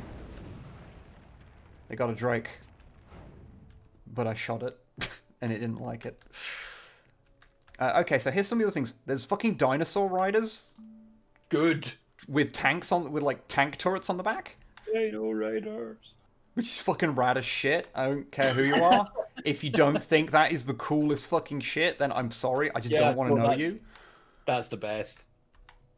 I think you just saved the entire stream there, Web. Good job. They also have these, like, guys who have, like, electric, like, fucking, like, Tesla cannons. Good. Who go, out of my way. Chief Engineer, I can't remember what you build. An aerial juggernaut. A mana amplifier. What are you? Do you get more from, like, a mana thing, maybe? I don't know, but you build a fucking giant dirigible, so I'm going to build that, because... I mean... When you have the option to build a giant dirigible, you build a giant dirigible. Yeah. But I can now start building those dragons I have talked about so fondly. So let's just build a shitload of those, and I can show you why they are the best. Oh, shit. That reminds me, thinking of dirigibles. Me and Web, at some point in the near future, will be trying out the Soulbound RPG. Yes. You're going to be a dirigible dwarf. I am, yes. I've just got fucking dirigible strapped to me. It's going to be fucking great. We should probably look into the cultures of these things, but also blimp dwarf. I have been doing my due diligence, and I have been looking into, like, how they're supposed to function and all this stuff. And what the Caradron overlords are actually like. Yeah, what they're actually like, and, like, how these things work. And it's been interesting. Okay. It's been very interesting. Because, yeah, I don't have, like, a, like, history of, like, being into, like, fantasy. So, like, I'd been learning about lizardmen because I'm starting to collect a lizardmen army, but, like, how a lot of the factions kind of work, I just hadn't really had much... Yeah. A griffin tried to fly over, and it didn't go well. I think that was a... Wow, that thing fucking gibbed.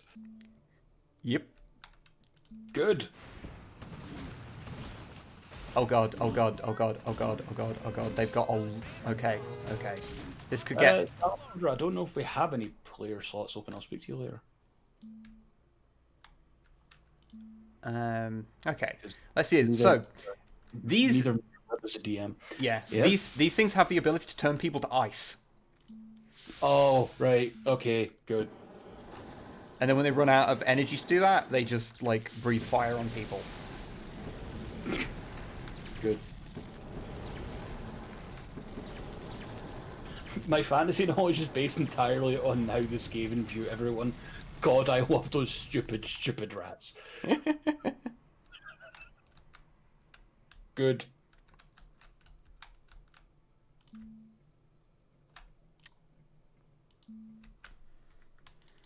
Okay, I'm just going to build a metric fuckload of tortoises.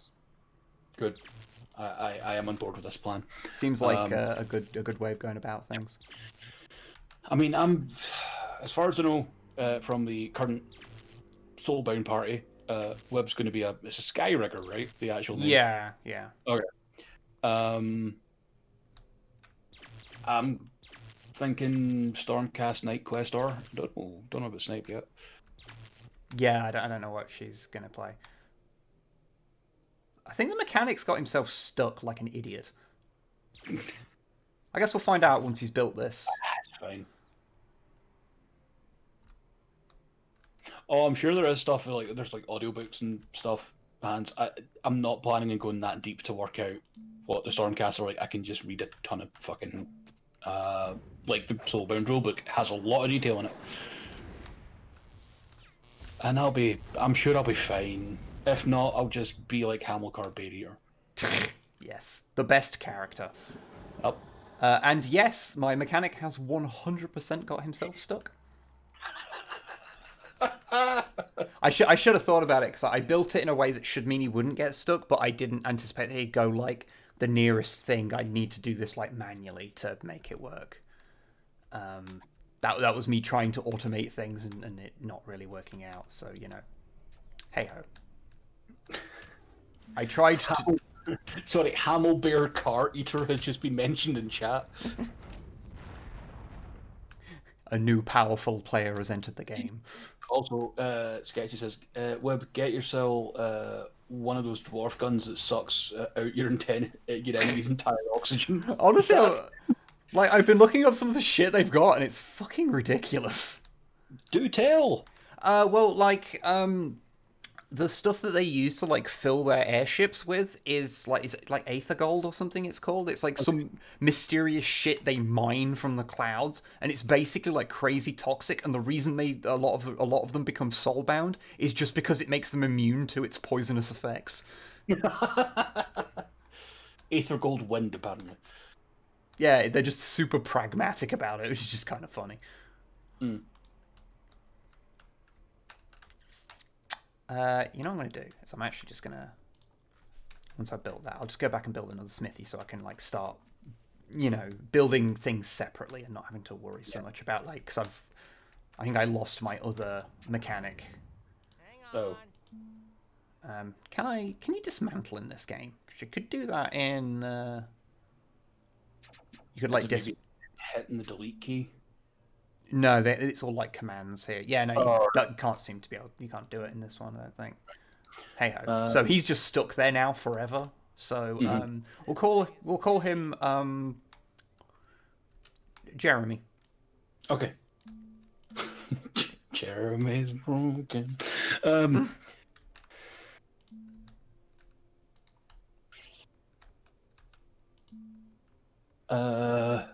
Age of Sigmar is great. Honestly, the insane stuff to come up with is fantastic. Yeah, I kind of like the cosmic fantasy, total bullshit thing. Age of Sigmar. Age of Sigmar has going for it. Age of Sigmar.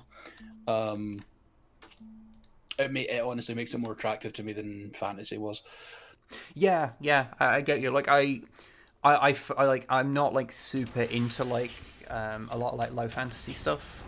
Mm-hmm. Big worm. Big worm? I forgot about the big worms. It's a giant worm. Big worms. But yeah, like Age of Sigmar just kind of seems everything goes, and like my experience of it so far has been that people are way less uptight about lore. Yeah. Which is very appealing after making 40k stuff for a long time, where everyone is uptight about the lore all of the time. Mm-hmm. Oh, God, they're attacking me from over there. Well, guess I gotta use my fucking dragons. Ugh.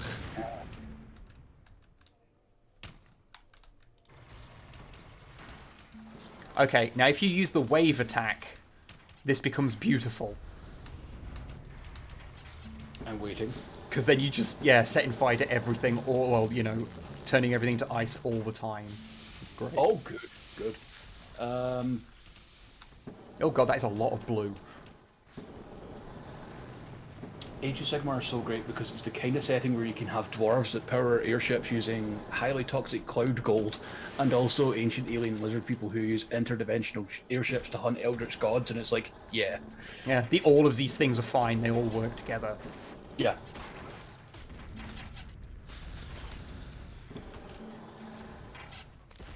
A minor little thing that can happen when you have a shitload of those dragons is that you also, because those ice things can't be removed, you can completely block people inside their own bases with the corpses of their fallen.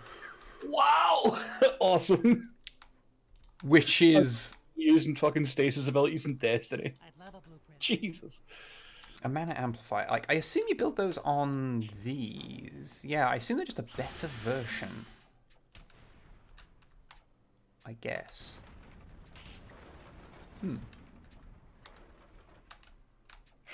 You know, all the talk about, you know, Sigvald and his butt.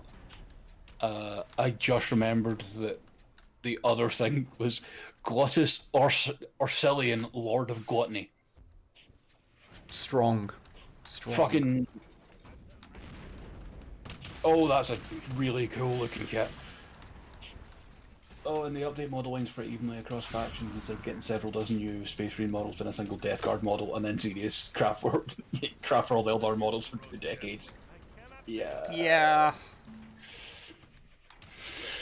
I feel like I may have bitten off more than I can chew with this whole thing, because I'm literally being attacked by 2 entire factions at the same time.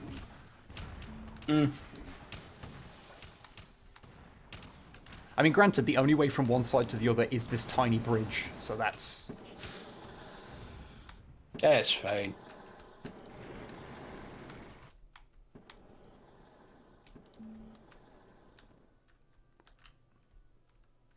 Also, props to, just looking at Gluttus Orcillion and all that jazz, props to the GW designers who are looking into the other aspects of Slaanesh rather than just lol titties. Yeah. I forgot they have flying builders that are just fucking Pegasus. Pegasus. Yes. Get the fuck out of here. No.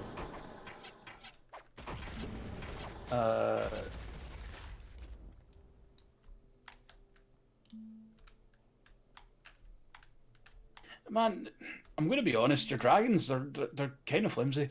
They are a bit flimsy. I'd normally I use them just in an emergency to get rid of some shit. Like, mop something up before they get I like to send them in groups of like 40, so...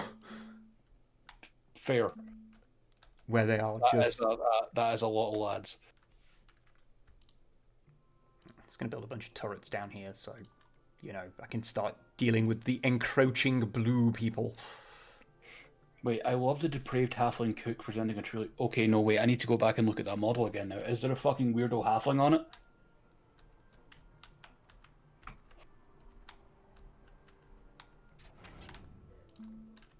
Holy fuck, there is. Good. Good. There we go. I'm like... Can I do the thing where you can guard and it helps them to build? No, you used to be able to do it in the original Total Annihilation. If you got a builder to guard something, it's Also, it like helps. Also, the Lumineth Realm Lords are the only high elf faction in any fantasy setting that doesn't make me immediately rich. Yeah, I get that. I get that. I'm not a big fan of elves in general, honestly, in a lot of fantasy settings. I think we talked about that before. You're not the biggest fan of the Lumineth ones. No, yeah, I'm not a huge fan. I can acknowledge they're very well made models and like well designed, but like I just don't feel anything about them when I look at them. I get that. However, their fucking kangaroo cavalry's sick. Yeah, I like that's the thing. Like I can acknowledge like on an intellectual level that they're cool. Yeah. Like the models themselves and some of the theming they've got going is rad. Like you know, Cow Mountain. Cow Mountain. Oh, here's my aerial juggernaut, by the way. Wait, what? Oh, nice. That looks fucking Which, great. if I remember rightly, yeah, it fills the role of like a dragon for other factions, so it's like just a pretty powerful single unit. Mod Hill asks, do we have any thoughts on the upcoming iteration of Warhammer Quest? No, I forgot about it. Yeah, let's get that out of there. It's just gonna get murdered. It's powerful, but it's not that powerful. Yeah, it's not tanky. Do you have any thoughts on the upcoming iteration of Warhammer Quest that I only remembered existed when someone asked me there? Because I'm terrible. Isn't that the one where it's got where it's basically got nothing to do with Games Workshop? No, I don't know. I think I can only build one of those aerial juggernauts, by the way, as well, if I remember correctly. So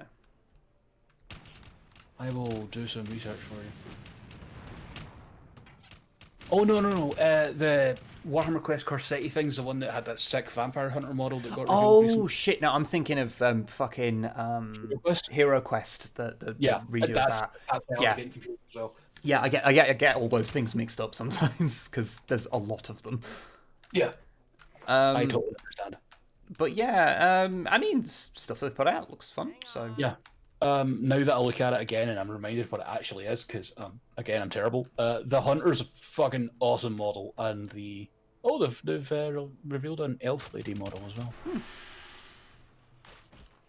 Antler, headdress, perfect, good. Yes, good pose as well. Rest of them are all coming soon. Yep, figured. What we got here? Gorslav the Gravekeeper. Yep, good. And Watch Captain Halgrim. Oh, Watch Captain Halgrim's a fucking fancy skeleton boy, right? Okay. Ah, yes. No, don't fire at my sage, you massive bastards. How dare you? How dare you? That's going to get you a dragon in. Don't make me call the dragons. I don't react well to people doing shit like that to me. Why can't they fight that? Why can't they? Oh, it's because they've not got they've got the thing equipped. Yeah, not everything can be turned to ice. Oh. So instead they stand around like arseholes. Great.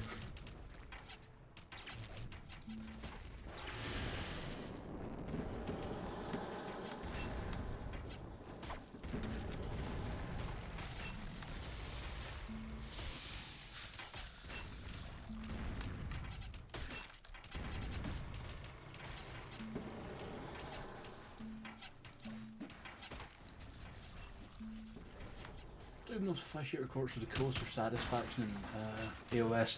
Both. The answer is yes. Yes.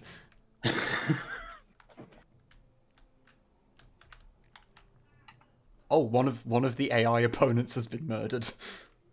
Oh, by another army, I'm guessing. Yes. Oh, good. That's not worrying or anything. I think it was the one that was in this corner down here because I never saw them because it was so far away from me. Ah, yeah, that would make sense. Yeah. So that means I've now got two things either side of me, so that's the thing. Great.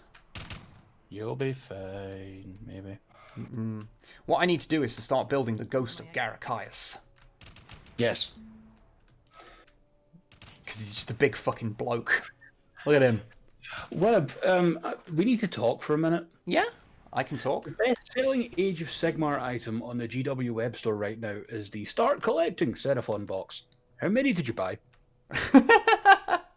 Well, technically, I didn't buy any. My dad bought me them for Christmas. And I only actually bought one, and it wasn't the Start Collecting Seraphon, it was the Start Collecting Skinks box that I got. Oh, okay. I'm keeping my eye on you, Sunshine.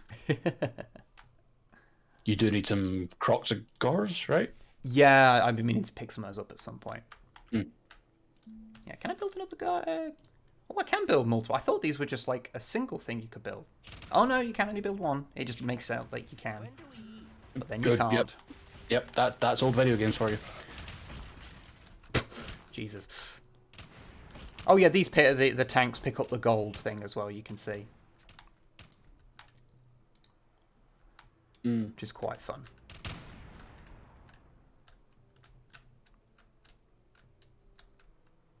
Okay.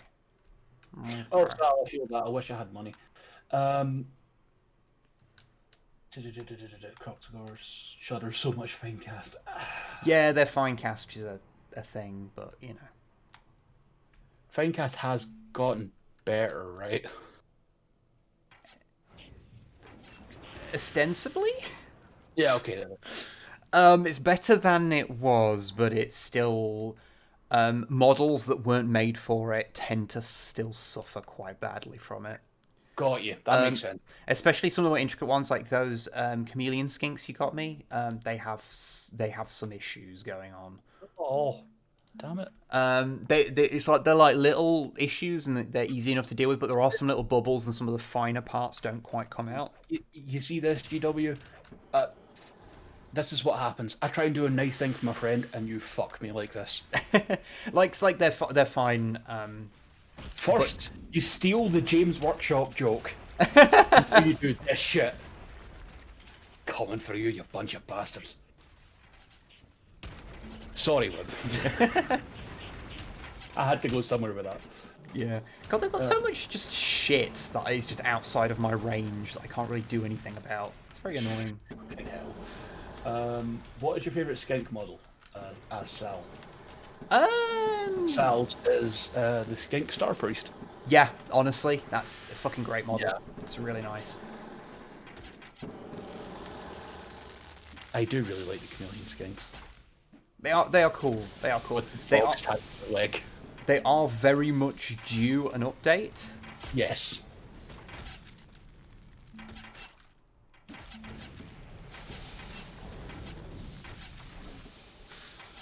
Wow, shit, yeah, the blues have just, like, taken over this entire side. Ah, good. That's an issue. You know what I could do, what I need to do? If I can find their, like, monarch, then I can just kill the monarch. You know what, actually? I think I prefer the skink Starseer to the Star Priest. Which one's which? I always get them mixed up. The Starseer is the one that's on the floating chair. Yeah, it's cool, but I do like the Star Priest is just a nice little model, you know? Yeah, I get you. The Starseer is a close second because I love the idea of this skinny little lizard boy just vibing in a big old space chair. Damn right. Yeah.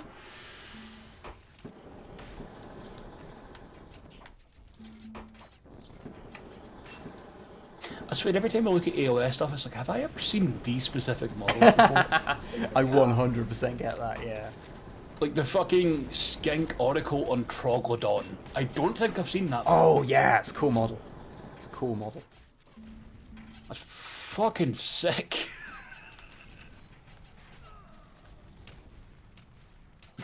Wib, did you almost say skink Ska Priest? You know what you need to convert now. Yeah, I'll just give them all like checks and stuff. Oh god, they're so small, don't do that. I mean, I paint checks on my grots, it's, you know. True. The Ghost of Garakai is about 10% done, just in case you're wondering exactly how ridiculous it is to try and build them. Christ. I think I need to take over some more places. I think that's what I actually need. Because my mana is... I'm using more mana than I am absorbing. I get you.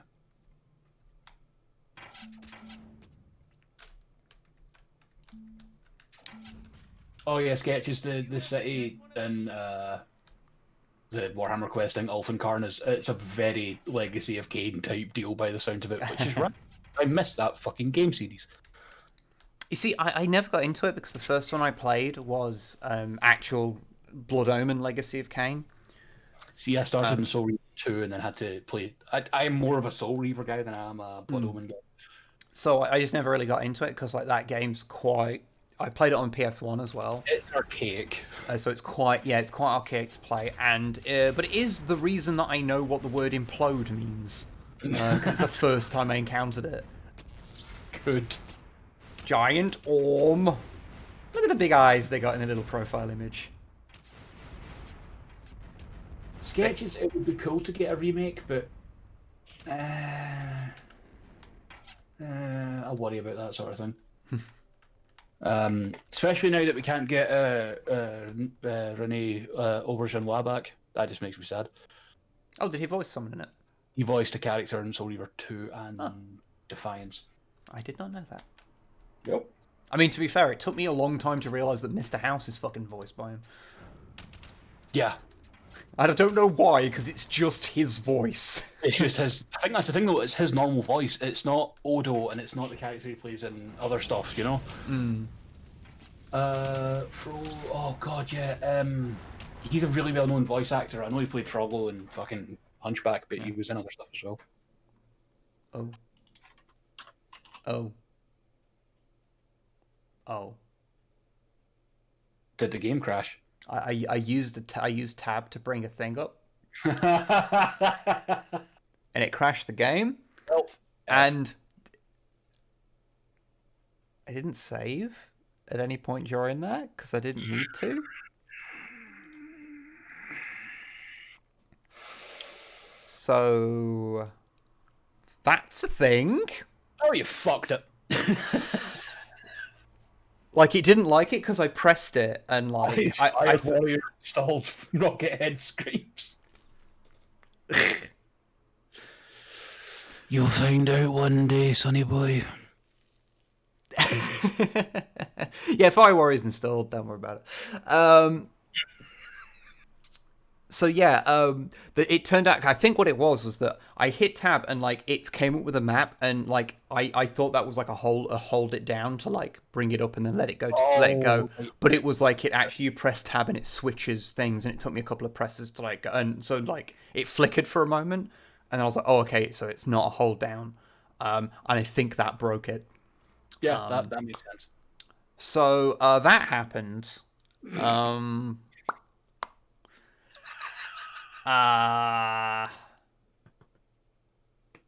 So what should we do now? I don't know.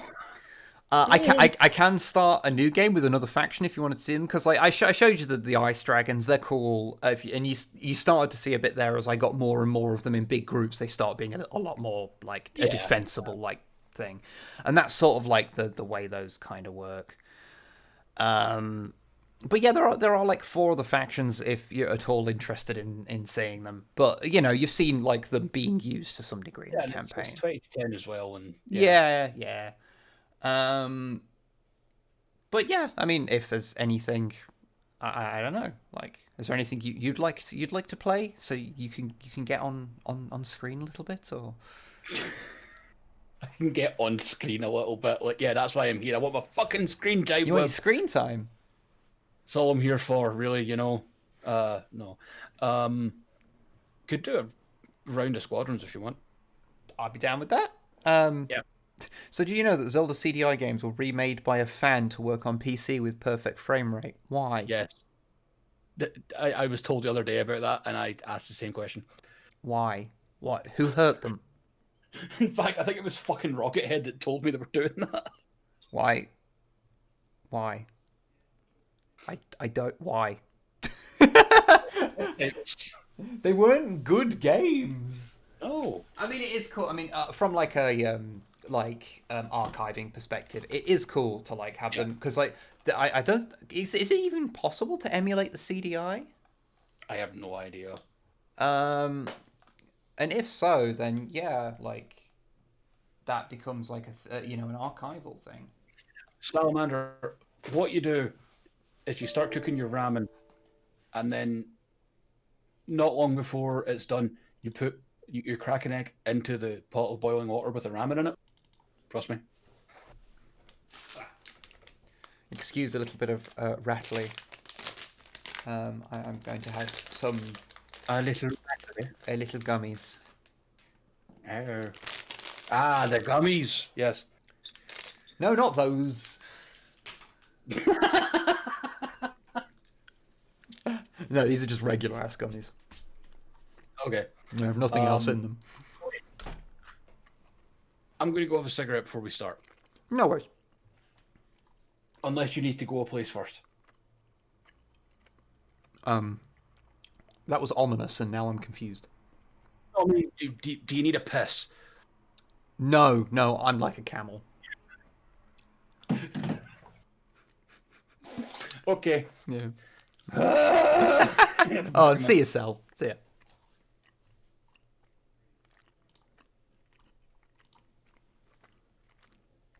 Nom, nom, nom, nom, nom. Camels aren't piss balloons, Wib. Prove me wrong. Without looking at Wikipedia. Or the internet. Or anything that can prove me wrong.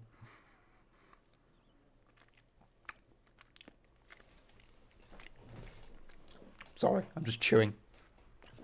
Nom, nom, nom. Watching Quatermass 2 right now. Oh, nice. I keep meaning to actually watch it. Never got around to it. For legal reasons, Wib is not consuming any of the gummies.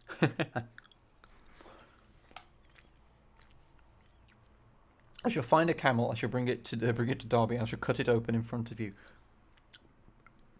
Can you not?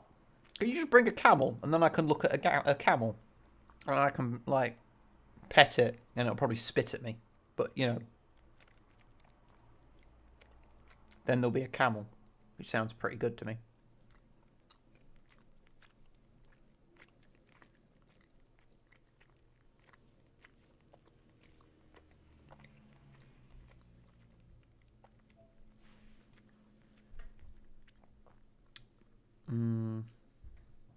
Downloading game data. Okay. Thingy doesn't seem to be capturing... Ah, okay.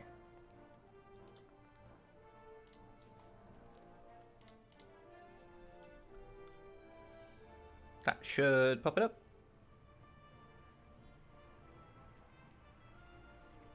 There we go. I was watching Destroy All Monsters the other day, and man, Manda gets a ridiculous amount of screen time for a lame snake that manages at most to break a railway slightly. He gets more screen time than Baragon. The reason he gets more screen time than Baragon, if I remember correctly, is because Baragon's suit was being lent to Subaraya Productions at the time. So that's why Gorosaurus burrows from underneath. I think it's the Arc de Triomphe. Because that was supposed to be Baragon, but they didn't have the suit back in time. So Baragon's is only in it slightly. If I remember. But yeah, Amanda's not in much, isn't it? Isn't that from like Kitengo originally? Which I haven't actually seen. Keep meaning to. That's the thing, there's a lot of like the Toho movies that are just like not high priority for like a lot of places because they're sort of just related to bits and pieces. But they're not like they're like part of Godzilla canon, but they're not like their original movies are just kind of their own thing off in the side, and they just were like, oh, we need another monster, so we'll just throw this suit in here or this puppet in here because we already have it. So may I post animal pics? You may. I'm never going to tell someone no. Just reflective subsystems. Yeah, I need to get onto this stuff. I want that helmet. It looks cool. Oh no, don't look at my terrible, terrible records.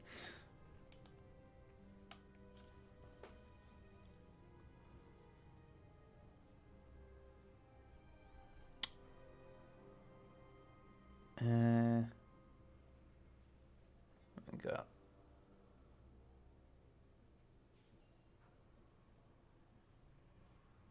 Yeah, just Godzilla stuff.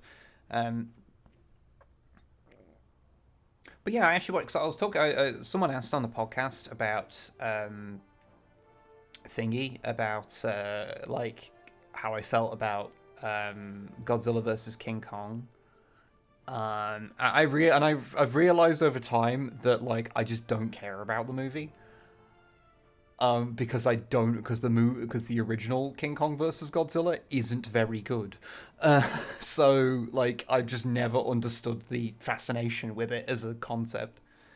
It's like, yeah, the original one's like interesting from like it being a crossover, but it's like not a good one. It's only like the third movie. It's notable for being the first color Godzilla movie, and it's notable for being the one where like they sort of nail down how they're gonna do like some of the like monster v monster stuff.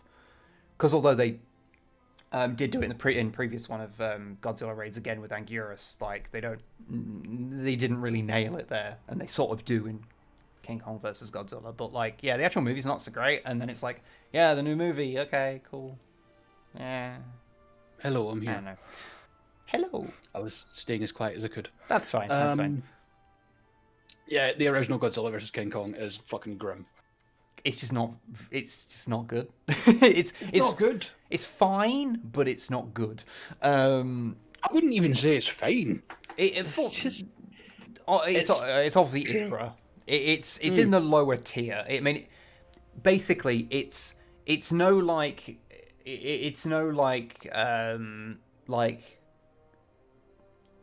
you know, Godzilla versus Mothra or what have you. But it's also no All Monsters Attack. Yeah. I have sent you an invite, by the way. Oh, okay.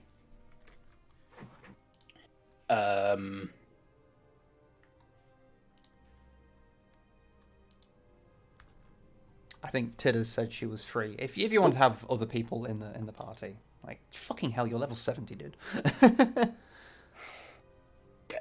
I play this a lot. Shut up. King Kong Escapes is better. You know what? I hate to say it, but it is. It's shit. Like, King Kong Escapes is like an actively bad movie, but it's like more interesting to watch. It's definitely a more fun movie. Whereas King Kong versus Godzilla is just kind of... It just is exactly what it says on the tin and literally nothing more. King Kong Escapes is bad, but it's, you know, whatever. Yeah, I get you. Frankenstein Conquers the World. I think I've only ever actually seen that one once, because I think that's one that like has had like when I was really into my like Toho Frankenstein movies are so fucking weird. Like the idea of it. Yeah, because it's where Baragon comes from, because he's from Frankenstein Conquers the World. Okay. It's where mazes come from as well. Actually, no, I think they. I can't remember if they come from that one or from War of the Gargantuas, because they don't originate in the Godzilla series proper. Right. There's a lot of it's weird. It's very can you weird. tell why we did Men with Funny Heads on the fucking Zillow Beast episode? Yes. And Goth is in. Excellent. If you want to pick shit, all these movies are better than Gappa, though. I remember Gappa being fine. That's the most non-committal fucking fine I've ever heard. The best part about Gappa is that if you watch it and go, "There's not enough like English people in this," then you can just go and watch Goro, which is literally the same story, but the monster attacks England. Oh yeah. Fuck! I wanted to talk about that in a podcast with someone.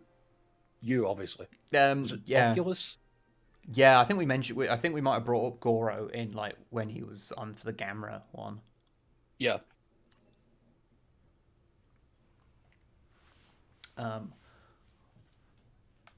Okay.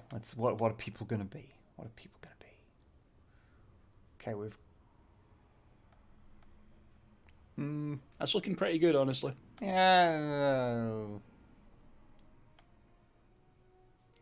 What? Sure. I am ready. I completely forget that's what my character even looks like. Because Snipe changed it from my normal character. It's fine. And I've not played this for about a week, so have fun watching me remember how this video game works again. To be fair, I'm playing it on a controller rather than the fucking HOTAS I've been using for the last couple of times I've played it, so, you know. Yeah. Oh, shit, I realise I haven't changed the game over on Twitch, but then I also remembered I don't care. And we're only going to do, like, what, a couple of rounds? Yeah, so fuck it, who cares?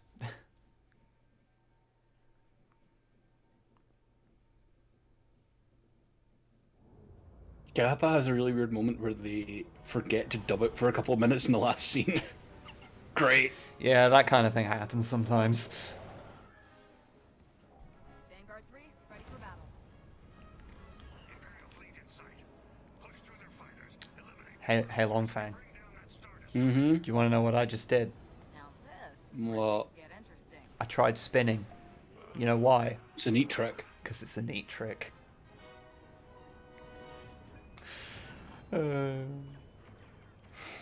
We're funny. We're very funny. We're extremely funny. Yeah.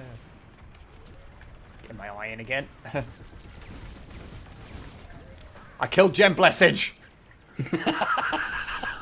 All that matters.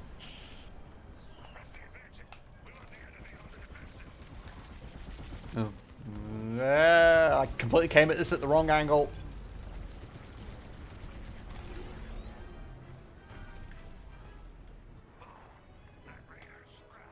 Okay. Oh, hello. Hello. You alright there?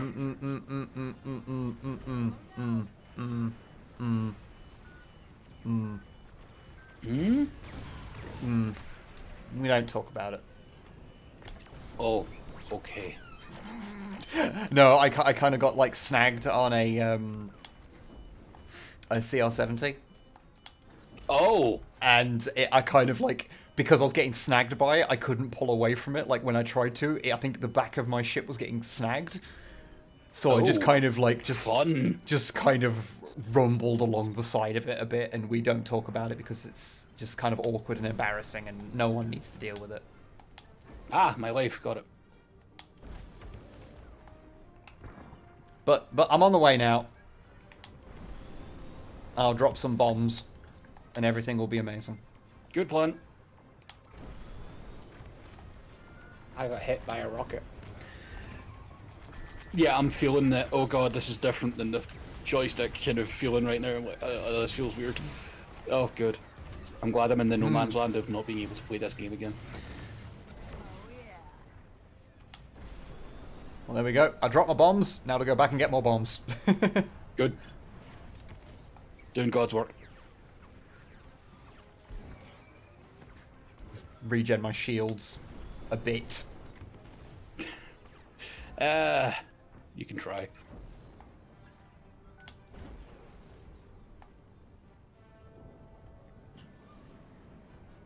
I'm upside down and now Nebulon bees look weird.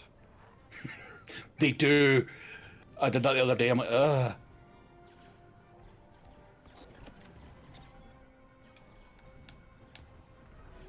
Okay. There we go.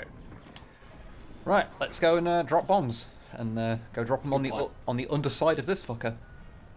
Good plan.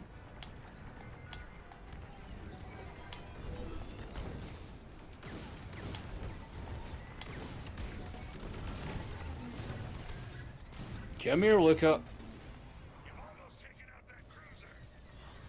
Ow.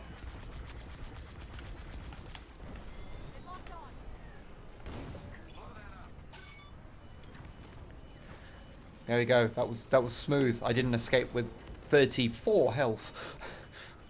29.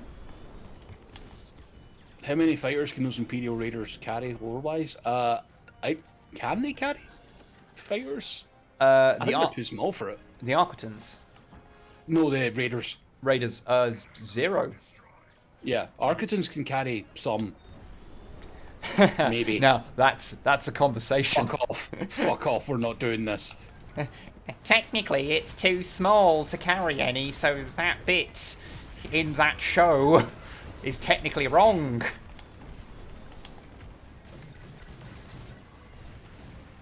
It must be a larger variant of the Arquitans. Or they changed it because it looks cool and an Arquitans makes sense for that person to be in charge of. Shut up.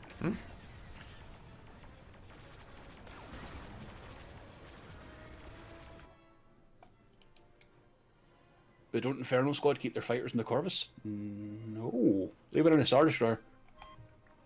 Let's make it happen. Yeah, it's... You see him get out of it, and I don't think it's even big enough to store one.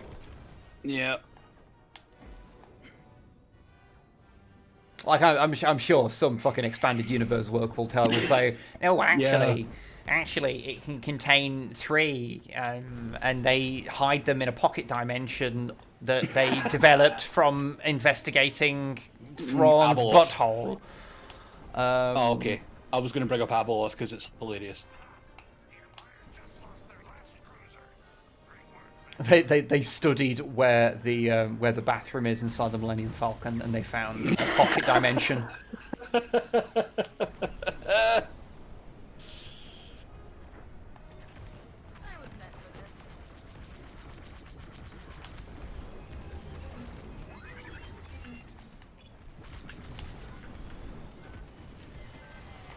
Ah, damn it. I was going up the side to go and try and drop some bombs on the turrets down the side. And Yeah. I was It's not a really satisfying run when you do it. Yeah, I was not paying enough attention to how much damage I was taking. Fair.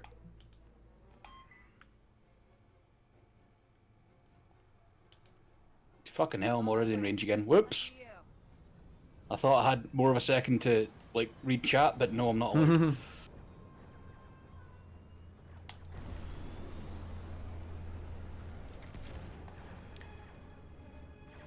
Do you ever see an Arquitans with, like, fighters docked on the outside? Because normally that's what Gazanti's for. That's what Gazantis do, yeah. I haven't seen an Arquitans do it.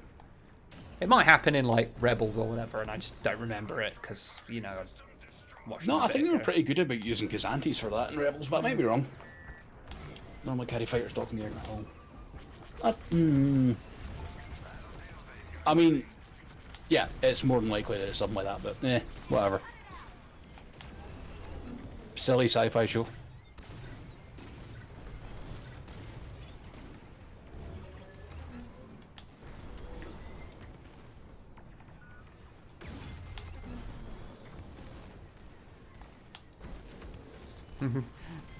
Leave me alone. Oh, I've been disabled yeah, by Ryan, I'm message. going to have to go back and... Oh, you poor soul. I'm going to have to go back and check. I'll dive on fucking Wikipedia tonight to try and help you sleep, because that's what I do. Yeah, because it seems weird to mount them on the outside, just because... A, they've already got something to do that, but it look weird. It would look really weird, design-wise. Yeah. And you often see them flying with those little... I can never remember what they're called, but the... ship... like the actual specific, like, fighter carrier ships that are just Oh, they're just a giant hangar in a wedge shape. Yes, just a hangar and a giant wedge and little else. It's awesome. They're awesome. I love them. They're so weird. That's why I like them. Fuck.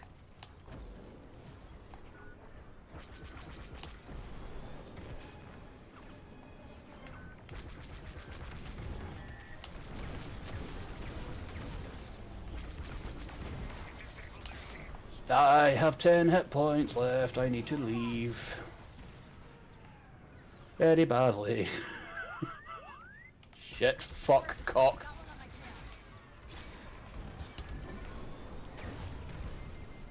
Quasars are the ones that have the hangars. Ah. Thank you, Ryan Warhart. They're a fun. I do like that design. It keeps with the design aesthetics that we're going with, but also makes it weirder. So...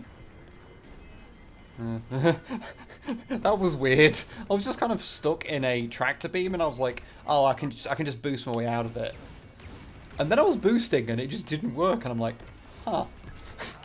I'm seeing that in the stream right now. That's fucking weird. I was just like, oh. Also, the tractor beams on the underside are no more. That's them both dealt with.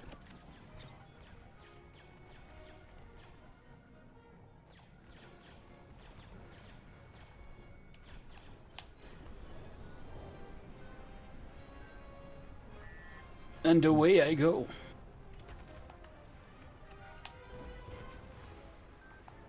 I hate that I'm still better using a controller. There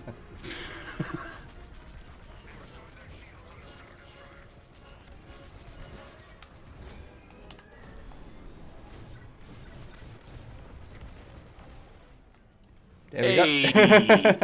You got the fucking bomb kill as well. Nice.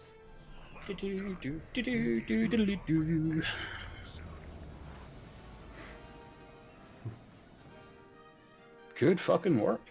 I want to see how high your fucking bomber damage was. I don't think it was actually that good that round, like compared to some of the ridiculous ones. 40,000. It's not that bad. Yeah, it's fine. I took out 13 turrets.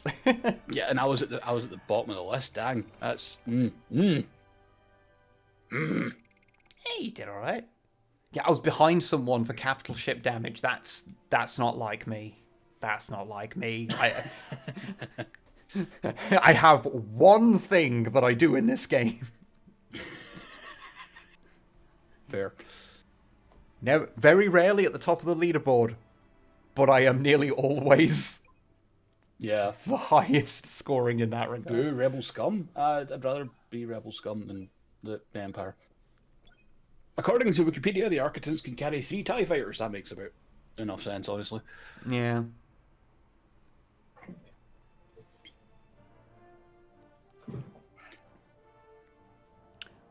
Although I'm now remembering that there's like,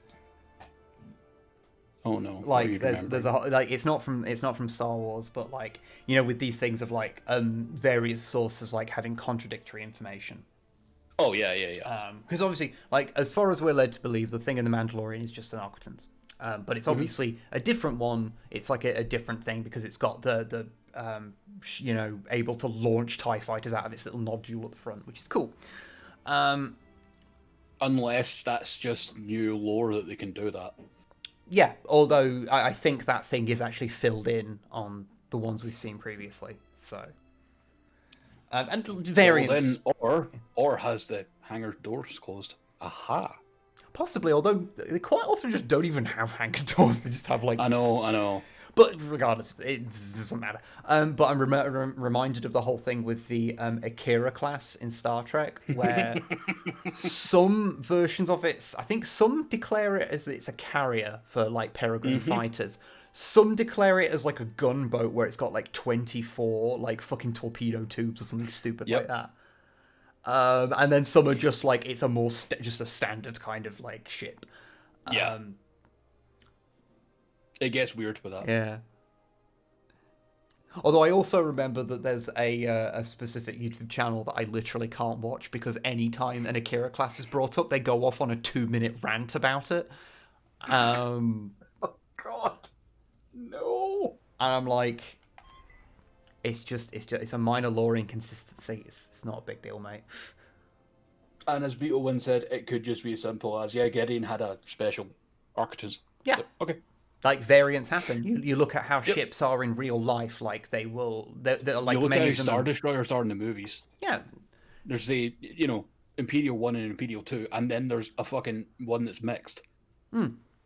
Which they just pass off as like, oh, it's a refit. It's fine. You know? Yeah. Or there's the ones that are in The Rise of Skywalker that they just couldn't be bothered to make a new model, so they just stuck a big gun on the bottom of the Imperial 1 they made for Rogue One, and then scaled it up to be like 3 times the size and said, yeah, this is fine.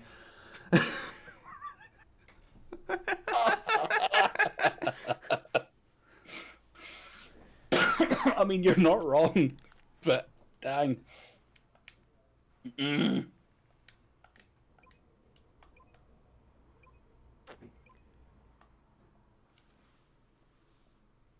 God, fuck that movie. You'd maybe think about it again, you dick. Rise of Skywalker is completely fine, provided you don't do that.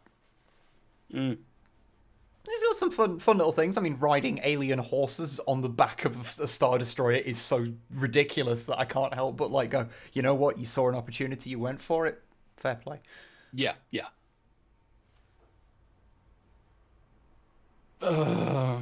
Thanks, Wib.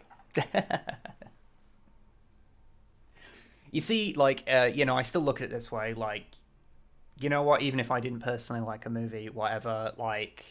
Yeah, I know other people. Yeah. And like the diehard Star Wars fans enjoyed it because they got to see the stuff they wanted to see. Yeah. Awesome, I'm glad for them. I just but then you've also got the fact that Attack of the Clones exists, so it will never be. Welcome back, Sal. Hey. And yeah, Attack of the Clones exists. Yeah, which will forever be the movie should have just fucking started in Geonosis. I don't care what anyone says. Which I will maintain is gonna always be the worst Star Wars movie, because even though the start and the end of it, like they're silly action scenes, I don't like them, but I understand why people do. But the entire mid part of that movie is borderline unwatchable. Yeah, like it's even with Ewan McGregor on screen. Yeah, that's a fucking sin. Damn it. The romance plot with Anakin and Padme is the worst bit of Star Wars. Like it's just of the movies anyway. Like, and it should have been good. Like I'm not saying it was it should have. I'm just saying it should have been a damn sight better than it was, and it just wasn't. Yeah.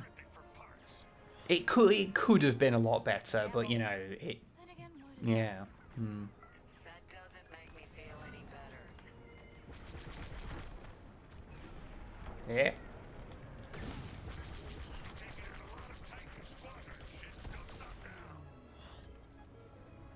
That was fucking fast, Jesus.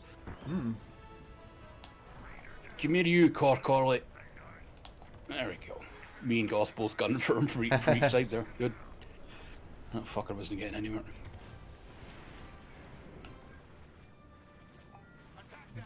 Yep, Titters is with us.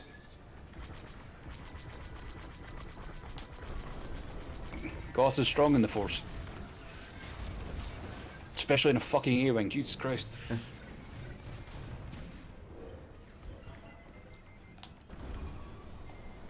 And away! And I'm out. Peace.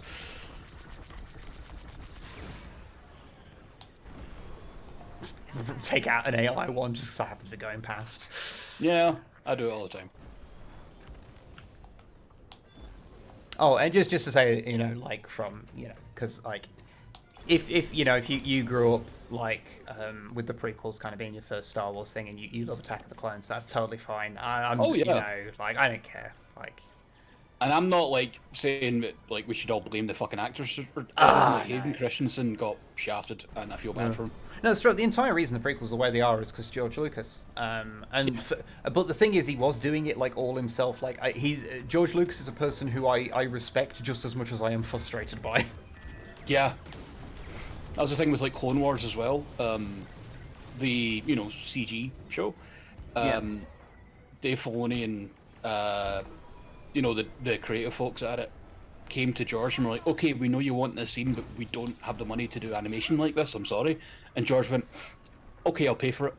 And just paid for it out of his own pocket. And that's awesome. Like, the way in which he does stuff like that, like, basically, he hates the studio system so much that he's just like, no, I'm just not going to have anything to do with it, and I'm just going to do my own thing. And, like, oh, that was a mistake, but, I don't know if I'm talking about George Lucas's career there, or just, no, I think he was right to stay out the studio system because, look what happened to John Carpenter. Fuck that shit. I love how John Carpenter is so just like fucking chill about like things. Oh yeah. Like, oh, would you do a total sellout version of your movie? If they paid me. Yeah. Fair enough, mate. Where the fuck is the? I so appreciate that honesty. Oh god. I hit the wrong button because my dead zones are all fucked to my controller. Good.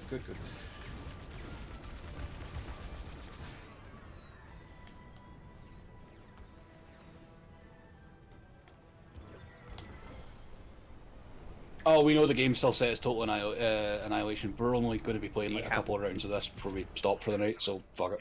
Yeah.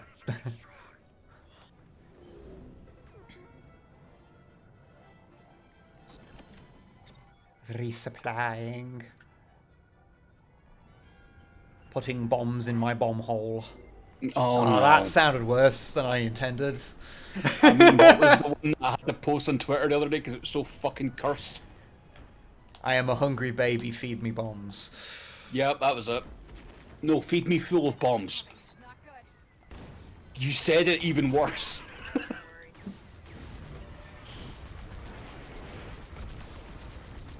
In my defense, there is no defense. Yep. It just is what it is. You're indefensible, good sir. Also, Y-Wings get 10 out of 10 in the Tootsie Butthole scale. Fair. Yeah. I like Y-Wings for just being kind of weird, janky things. Yep.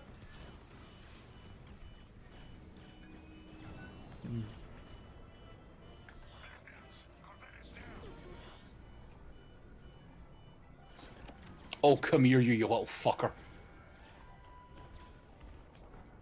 There we go. Dick.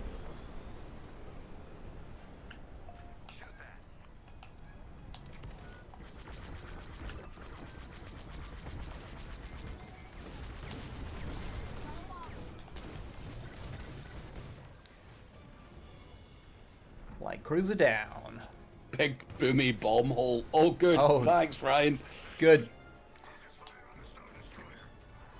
You know, one of these days I should probably actually shoot at a fighter in this dogfighting game. You're playing as a bomber. You're playing as a bomber. I'm not going to judge you for it. You're all doing your thing, and like I'm doing my own thing. Yeah. Nothing wrong with that.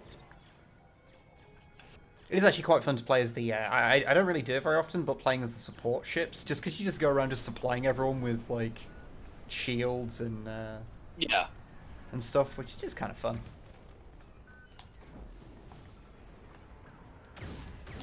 Okay, that's one tractor beam down. Excellent.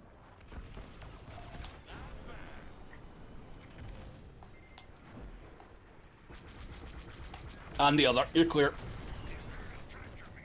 Okay, I'll flip around it. Let's go for the underside.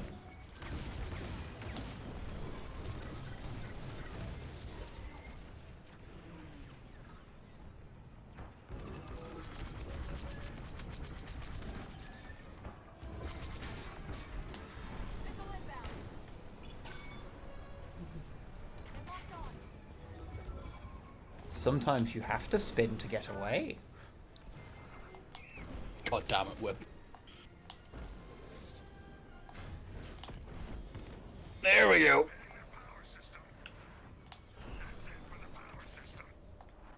That's it for the power system. Hell yeah. I don't know if you heard.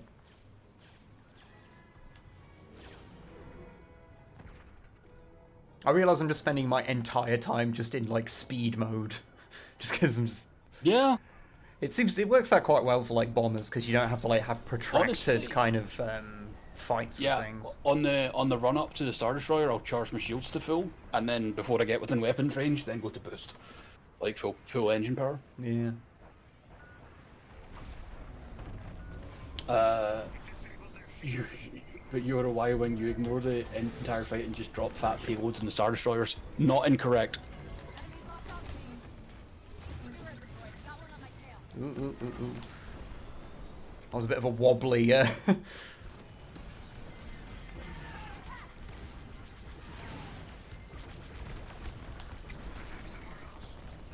Ooh.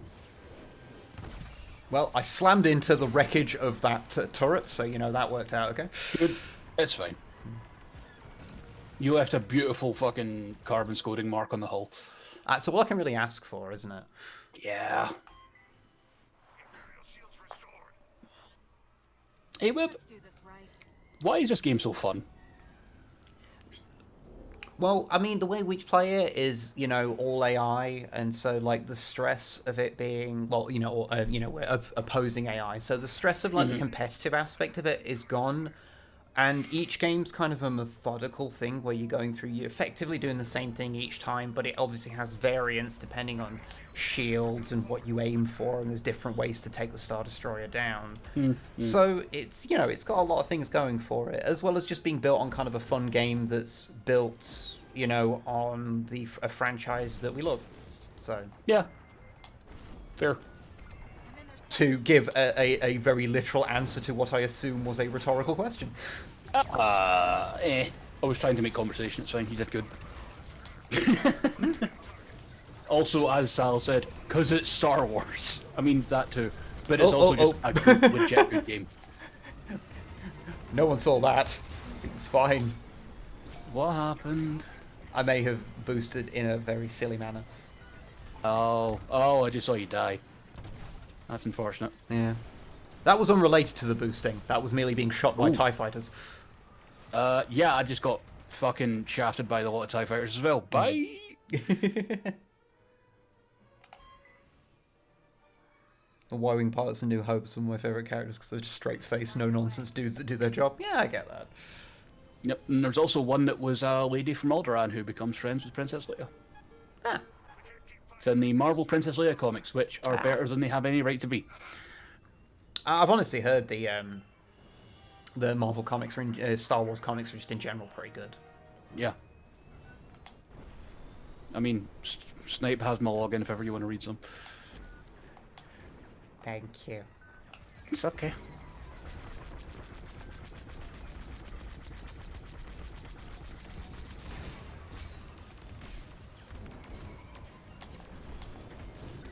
I don't know. Yep, we stopped playing that a little while ago. Shut up. It crashed. Fuck off.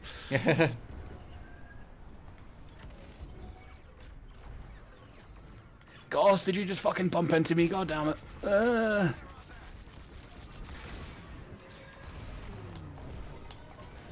I'm very disappointed that they... what about the 40k comics? Haven't read them, honestly. I keep meaning to, but I'm so out of the loop with 40k lately, and I'm just like... I never like saying, like, the discourse has, you know, done anything, but it's kind of burned me out on it. Yeah. And I'm enjoying exploding my childlike enjoyment of Star Wars again. It's one of the reasons why I don't actually, like, consume that much, like, 40k content. Because, like outside of... You talk about it for a living. Yeah, so... It's like... I basically spend my work day researching and talking about it, so, like, yeah. You know. However, I did see that one panel of Marnie's Calgar on top of an Impulsor being a badass, and that's great.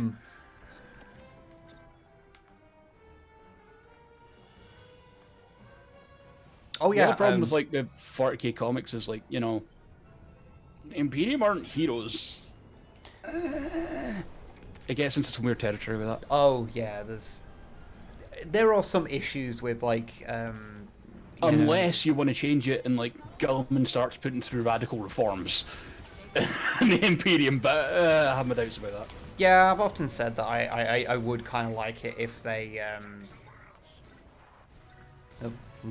I'll just keep dropping bombs, I guess. It's dead, but you know, I might as well kill it more. Yeah, that's fine. But yeah, like I kind of wish that 40k would decide, like, once and for all, if they want to have the Imperium be a satire or if they want to show it heroically and make that decision and then stick with it.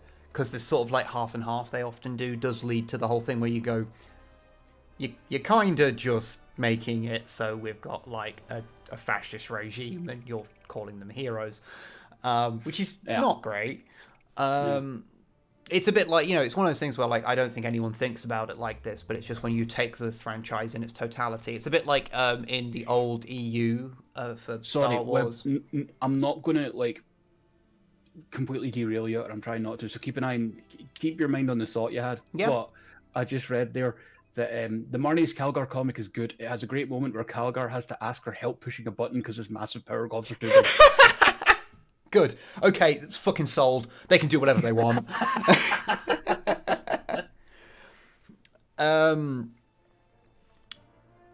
But yeah, it's like, you know, it's like how in some of the old EU stuff where they from my understanding, they insinuate that one of the reasons the Emperor wants to build the Empire is due to him knowing that the Yuzong are coming and to want to have... we're talking Star Wars. Sorry, yeah, yes. Yeah, I'm saying it's akin to that, where it's like, okay, you do realise that you have, whether you meant to or not, just written fascist apologetics. Yeah. So I think that it's a careful line to tread, and making Palpatine a secret good guy kind of fucks up the entire idea of the Sith. Yeah, it doesn't actually make any sense. Like, you know, they're just fascists. Like, just fucking let them be. Yeah. Like, let them be what they are, you know? Yeah. And I'm not saying that people that like the Empire are fascists. Like, no. You can like them because they're bad guys in a fucking piece of media. Movie. Yeah. Garrick's one of my favourite characters in DS9. He's a monster. Yes, he is. Fucking Obsidian Order, until horse shit. Until like until like the last 3 episodes he appears in, Ducat is fascinating and an amazing character. Also, objectively evil. Yeah. Like, I would like. This just reminded me of a fucking good old Billy Shatner coming out and saying that, oh yeah, Star Trek was never political, and I'm like, just remembering DS9 being about the fact that the Cardassians committed genocide on the Bajorans. Yeah, no politics involved in that. You know, if you're a very stupid man named William Shatner. God, I like Kirk, but like, Fuck, is Will Shatner an idiot? Yeah. Can we just deep fake Chris Pine into everything that William Shatner's been in now? Sure. Just get it over with. Sure, let's just do that now.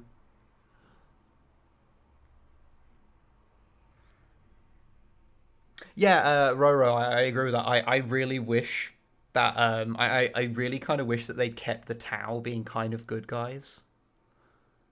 In 40k, or at least kind of lent into them being a little bit more idealistic. Yeah. I think that would be personally.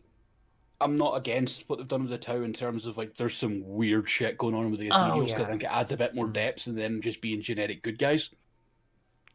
Yeah, you know? I think it's the thing. I like them because they're like the least important faction, Yeah, but the good guys are the least important faction, which I think manages to still work with the 40k thing. But well, yeah, actually, deep fake Chris Pine fighting the Gorn. Yes. Yes.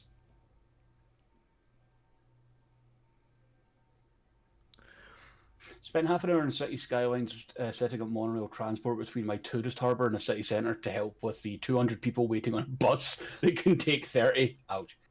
They just ignored the monorail until I deleted the bus stop. Well, that explains that. Yeah. Good.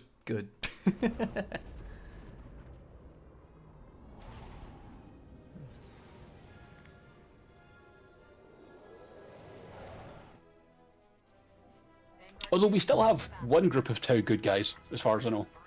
Farsight Enclave. Yeah, I don't really know much about what they did with them after like their initial setup because of just in case you can't tell, haven't done the research for a Codex Tau episode yet. One day. I think the only two main factions we've got left to do in Codex Compliant is Tau and Tyranids, actually. Like in any form, like. Like we've Jesus Christ, they just got rocked. Holy shit. Like, because we've obviously not done like mainline Imperial Guard, because we've only done Cash Chance, but like and like we've done the old Sisters of Battle Codex. That kind of counts in my head for like all the Inquisitional forces, like Grey Knights and stuff. For now, anyway, like obviously we'll probably cover them later on, but.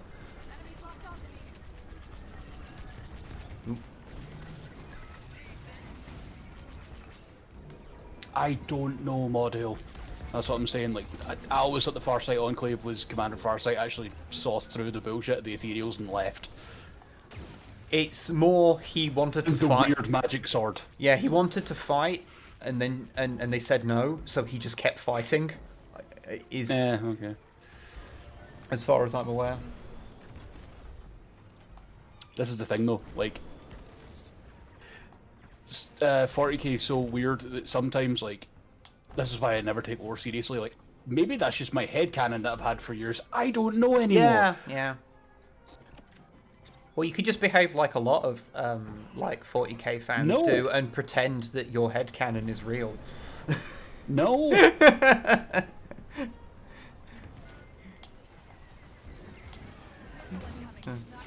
Like, oh, this isn't true because this is the thing. Like, it's not though. Because actually, the Crimson Dragon Blades are the greatest chapter. I mean, that's just objectively true. So.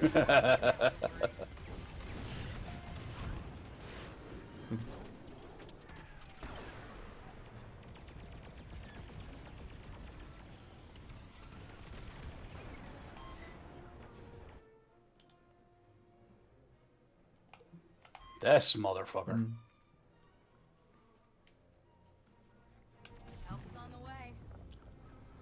But of course, the important thing with headcanons is that when it comes to something like 40k, you can just have your headcanons be real because 40k isn't real. So when I've always been pretty clear on the headcanon of like, my idea of the Wolfen isn't the werewolves. Yeah. Because, it's like fucking werewolves. I do not like the wolf as they are presented.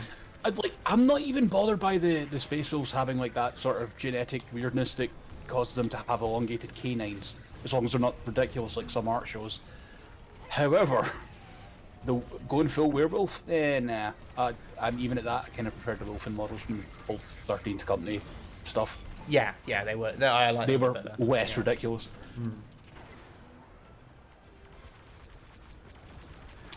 From the Farsight books, Farsight found out about the warp and chaos and found out the ethereals were hiding that knowledge from the rest of the town. Was like, fuck off, mate, and left. Literally just turned the lights off and pretended they weren't home.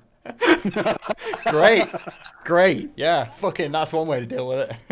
That's a fucking hero right there.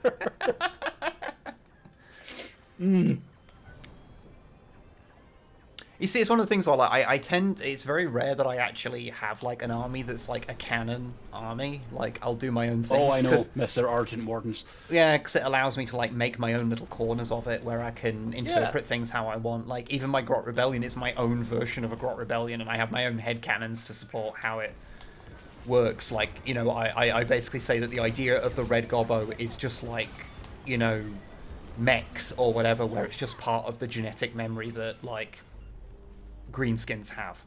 So they could. So if the right things are, like, conditions are met, then the concept of the Red Gobbo will appear in the Gretchen, and they'll form their own little rebellion. That's just how I interpret it. So mine are just from another planet that it happened on. Yeah. Alright, I'm heading for the tractor beam generators. Wish me luck. Good luck. Good luck.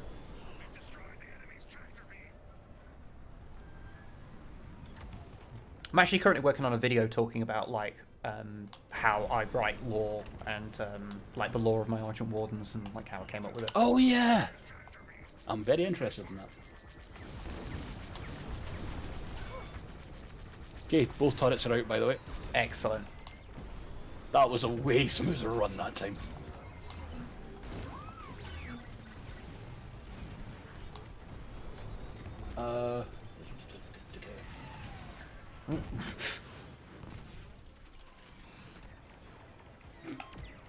But yeah, the long and short of the video is basically everything that is about the army comes from like as I collected them.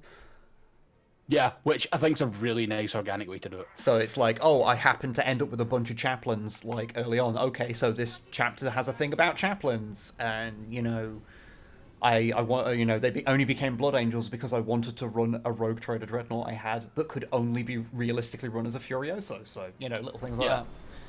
And basically kind of running through the basics of them and like how that led to an army actually having a sort of identity. And that's just the system that I use to like maybe not come up with every detail about them, but like that's how I come up with a lot of details about them. Yeah. That's a really cool idea. I might actually do some work on that later, actually, on some of the streams. That fucking power system's almost out. 13 hit points left, I'm just taking it. There we go. Nice.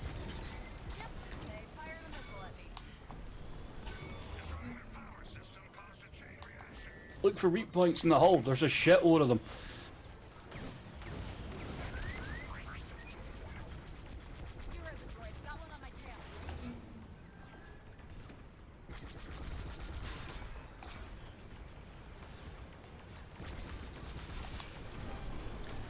Time to get out of here. Bad times? You know, just there's been better times to be a Y-Wing pilot.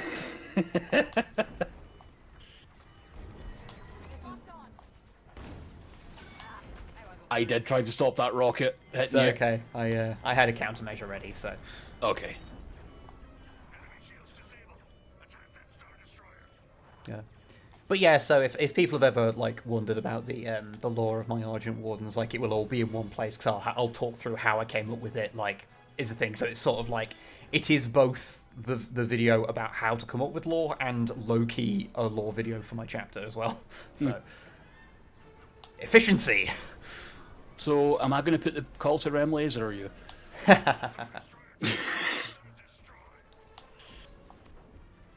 I know, I always kind of feel bad about like putting myself forward for things like that because I'm like, I already have a platform. Like, I don't need my shit to be viewed by more people, you know. I get you. Oh, they're having a bad day.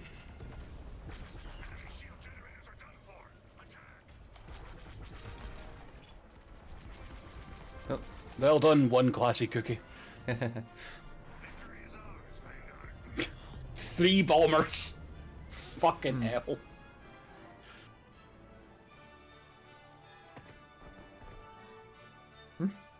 Excellent. I'll have one more game and then call it a day. Okay. I was about to ask if you wanted to have one more. Yeah.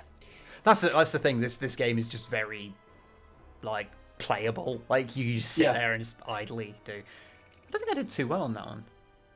Neither did I, honestly. I survived a lot, but I didn't get that many kills. There was someone else there who was heavy on the bombing, so you know. Yeah. Well, you had there was 2 B-wings as well, so like, okay. There's a lot of bombing happening. I might actually go for a fighter in the next one, just to mix it up. Cool. I'm not very good at it, so everyone be very nice to me. I'll probably play A-wing, because A-wings are quite fun to do that, because they just zip around like crazy. Yeah, they're great. Someone else with a well-worn bomb hole. Yes, yes. I'm glad you that created this, not me. I'm very glad this has entered the lexicon of the stream. It's definitely what I want my legacy to be, is the term bomb hole. You created this. This is all your fault. I did. It's 100% my fault, and I have to just deal with that. Watch Wib destroy everyone in a fighter. You've not seen me play this game as a fighter. I do periodically, like, I'll just have a game and I'm like, I'm not thinking about it, and then I'll absolutely fucking dominate. Yeah, that's the thing. And then, but the moment I try and think about it, like, it all falls apart. Wib has played this in VR. Yes, it's very good in VR. Works super well. The only problem is that you can't play it. I can't play it for quite as long because I start getting the eye strain. So yeah, I want to play as a capital ship. Like, well, I'm getting there. The fight's just going to have to come to me. Bomb hole jokes get 12 out of 10 in the toothy butthole scale. Thank you, Sal. Keep us updated. Excellent, excellent. That is what we wanted. Biggest gripe of this game is the lack of a third-person mode. You see, I can understand that if, like, you know, because there are like, what was it, the Rogue Squadron games, like, if you come in it from that kind of perspective, like, I can totally see you wanting that, like, and like Ace Combat and stuff. Yeah, like, yeah. For me, I think, like, I prefer the immersion of it to be inside the cockpit. Mm-hmm. Like, but that's just my personal preference. Which, yeah, strangely, when I'm thinking about driving games and stuff, I always go outside. I just don't like being inside the car for driving games. Yeah, I'm the same, actually. I like to see my plane's paint job. Okay, fair, yeah, because you don't get to see it. You just see it at, like, the start and the end. And other people don't really see it because all the ships, even if they're a bright colour, still look like a grey blob until you get close enough to fly into them, and then they're the colour of an explosion. That's your problem, not mine.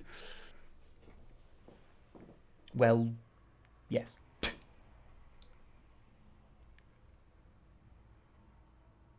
I drive in third person in real life, but I don't have a chair with legs that long. That sounds like a mechanical challenge that I believe in you can solve.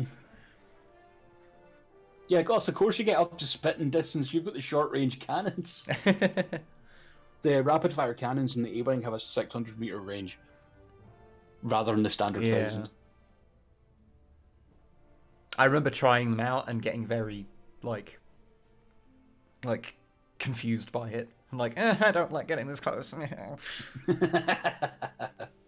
Stay away from me. You awful, awful fascist. Yeah. Oh yeah, shit. I meant to mention because I don't know if people on stream would be. Well, I don't know if people on stream would be interested in me talking about buying a Warhammer model. But what fucking stream are you talking to? Exactly, you jackass? Exactly. Yeah, sorry, I'm going A-Wing too. I'm sorry, Tidders, I'm going to steal your thunder. Okay, fine, I'll go X. But yeah, I've bought a third-party recreation of a Rogue Trader Dreadnought that's like scaled up to be the size of a Contemptor. Because strictly speaking, one of them was called a Contemptor. So that's strictly speaking, they became Contemptors. Like, yeah, you look at like what that design became in Epic, and it's just just a precursor to the modern Contemptor design. I'm poor. Allow me to live vicariously through you in terms of purchasing Warhammer models. But yeah, I've got that. It's been posted. So once it comes, I'll put like a brief review on Twitter. Basically because these things sell out super quickly, and I don't want to. But I also don't want to say go buy this if I haven't had it in my hands to say if it's actually any good. Yeah, because it's a third-party print and like. Yeah, because it's a fan score. Is it a print or a cast, by the way? No, it's a cast. It is like a resin cast. Okay.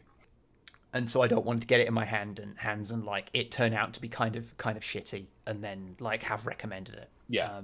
But what I was actually thinking of doing was making a video for like my side channel of just a review of that, not like painting it up or anything. Because I'll do that on my own time because that'll, that's a me thing. I bought it with Christmas money. It's for me.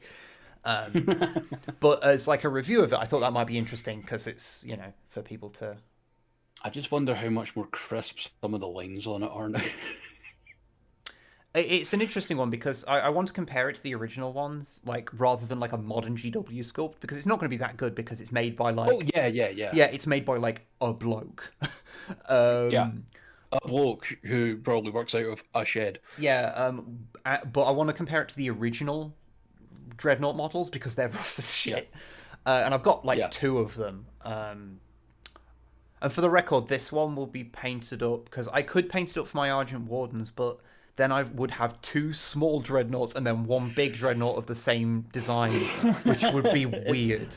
So I'm probably going to be a fucking Lamenter, isn't it? Yeah, so I'm probably going to paint it as a Lamenter to go with my beginning Rogue Trader Lamenter army, which will mean that model won't be an official model, so will kind of break the theme a little bit, but I think that's a more natural place for it than... Yeah.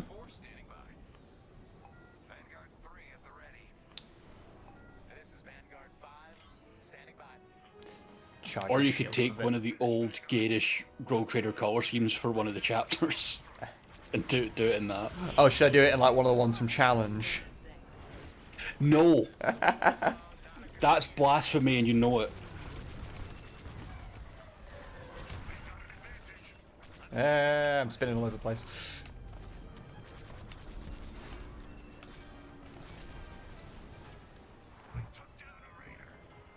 They took down a raider.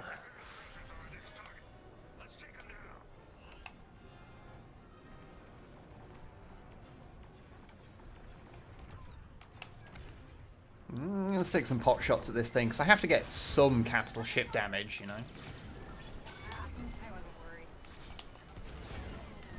Nah, no, the Rainbow Warriors color scheme was never that garish. Yeah, a lot of people do paint it very garishly, like they really incorporate rainbows into it. And fair play, it's an interesting way of doing it. But if I was to do Rainbow Warriors, and it's actually something I've been meaning to draw for a long time, is like a Rainbow Warrior, but like looking like a badass. Like, yeah. Just because a lot of people use them to make homophobic jokes, and it's not cool. It's not cool. And I'm like, no, I want to take this chapter that people are shitty about and do something cool with them, because GW certainly aren't going to fucking do it with them, apart from steal their symbol for the Death Strike chapter. Yep. For some reason. Oh, they used to do that all the time in 4th. My 4th edition Marines Codex has like the Red Templars. Oh, yeah, that started like, I think that started around 3rd when they first started doing that shit. Sounds about right. But yeah, I think they got quite bad for it around then. But that's fair, because I mean, you've got the transfers for them, so it's like a good way the of like... Zero Lore gang. Yeah.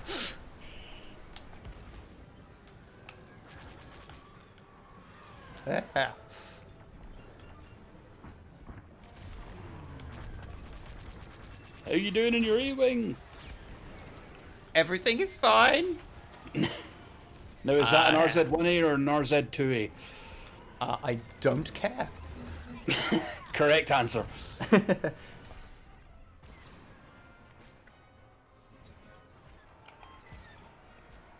Also, the other thing about the Rainbow Warriors is everyone does them with like an Aztec or Mesoamerican theme. They didn't have that. Yeah, that's like entirely invented, like by the fandom. That's just not a thing. Yeah, which I find really interesting.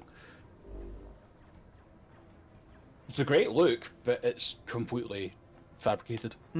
It's a very interesting way to interpret them. I mean, you can just steal parts from the Lizardman range. Yeah. And I also like how I have literally started a Seraphon army, but I still always fucking call them Lizardmen, even though I have never played. It's fine. Possibly because, like, what are they? They're literally Lizardmen. Yeah, that's the thing. They are, like... Like, give them a more, like, lore-heavy name, fine, but people are still going to call them Lizardmen, and that's fine. Although, at the same time, people didn't tend to do that with the Skaven, which is interesting. Why? Have they got, like, a new name? No, I'm just saying no one called them the Ratmen, they just said Skaven. Well, I know the Lizardmen was their, like, the original name, but, yeah. I'm thinking out loud and talking bullshit while I strafe space fascists. I apologise. It is fine. Yeah, I'm not doing so. I'm not doing good on the whole fighter thing today. I gotta be honest. Oh, really? Yeah, I just can't get my eye in. Ah,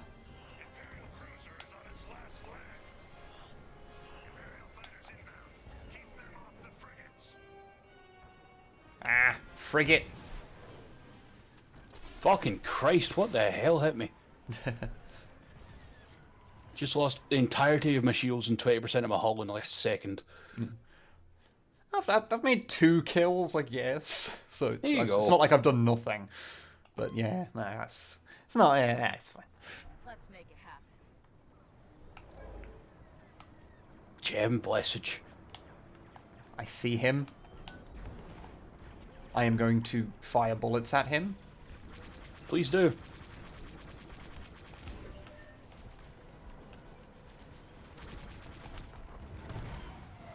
There we go. Well, I got a kill assist for you killing him, so... That works. Teamwork's important.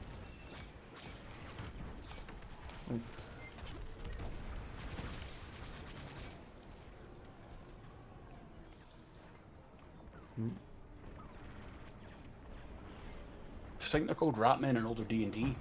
Well, I mean, that's not Games Work. That's when it gets me. Well, they never published... Games Workshop in a weird Well, way. they never published it, but they did import it, so they never had like a name on anything, really. Did they make minis for D&D? They did, like, yes. Yeah, okay, that's what I was thinking of. And Star Trek and Judge Dredd. Oh god, those Star Trek models. Right? And Doctor Who. And Doctor Who. Hey, remember when we found that that one guy from the fucking Judge Dredd Citadel range that was called Perp? Yep. Rather not think about him. Yep. I'm trying to motivate you to play better. Now I'm just sad.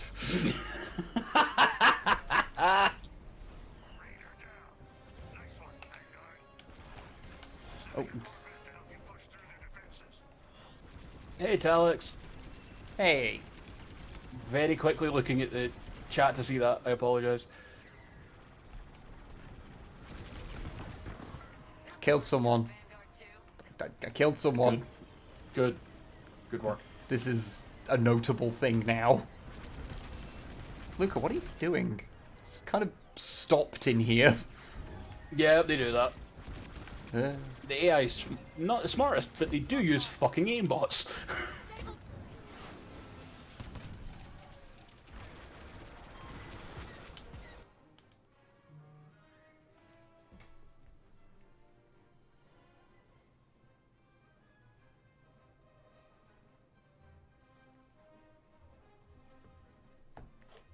Oh, I just realised I didn't hear. Apparently I was so zoned in on playing the game. I totally didn't hear it. Thank you, Sal, for the $5. And yes, everyone knows the true name of Seraphon is Lizardy Boys. That is true.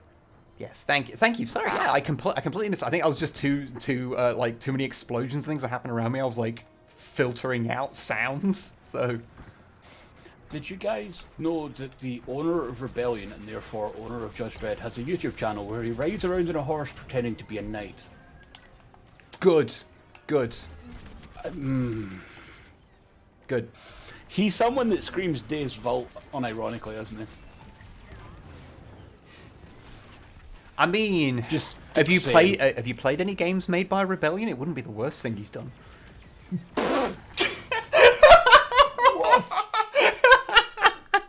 That is hyperbole and a joke. We surely need to point that out.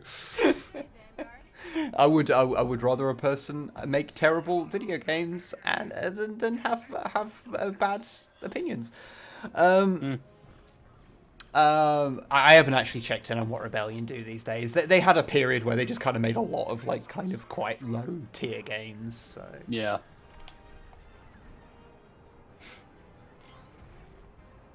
I found a picture of the Woad Warriors. Oh yeah, the Woad Warriors of Tanga. They're just naked blokes. Yeah.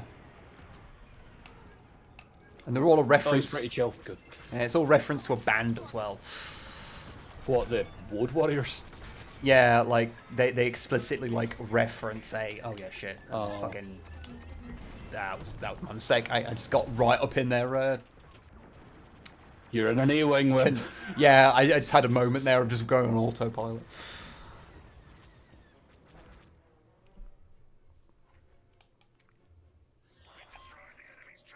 But yeah, I can't remember what fucking band it is, but yeah, like I think it's the name of their planet and their motto are just a reference to like an old band. Oh, like, because it's 40k, you know.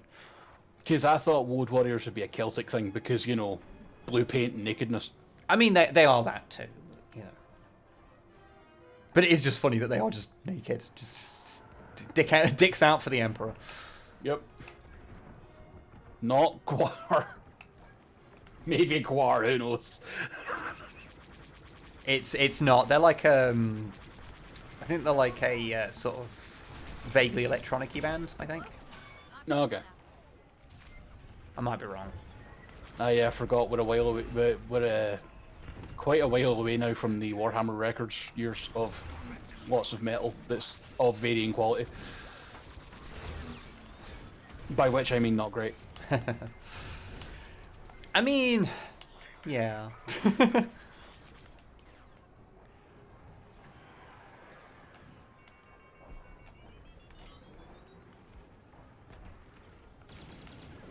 next time. Okay.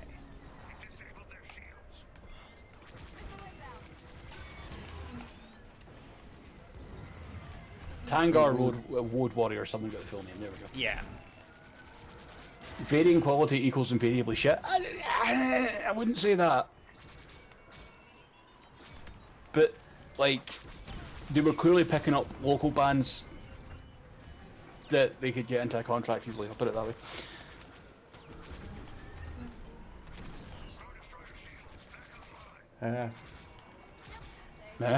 This is like, if anyone watching this is like the definition of you can't get your fucking eye in. Oh, mate.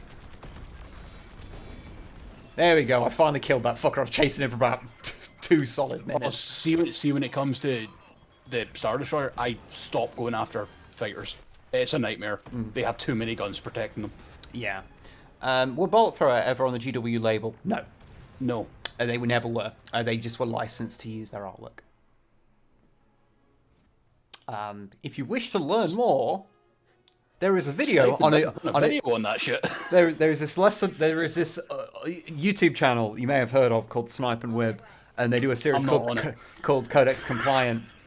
And they did a whole video about Warhammer Records.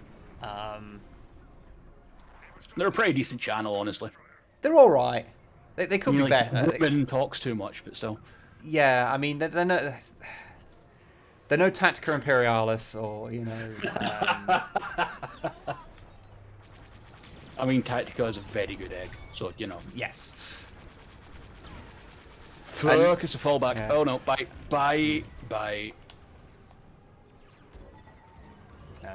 Tack is a lovely bean. Yes. So I'll only watch the channel for the Total Annihilation streams.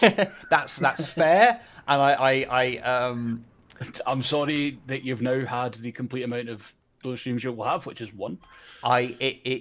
Basically there's like one guy who for like several months would just comment on like every like week or so he'd comment on a video basically asking like, oh, like when are you gonna like do a video on Total Annihilation, and like never.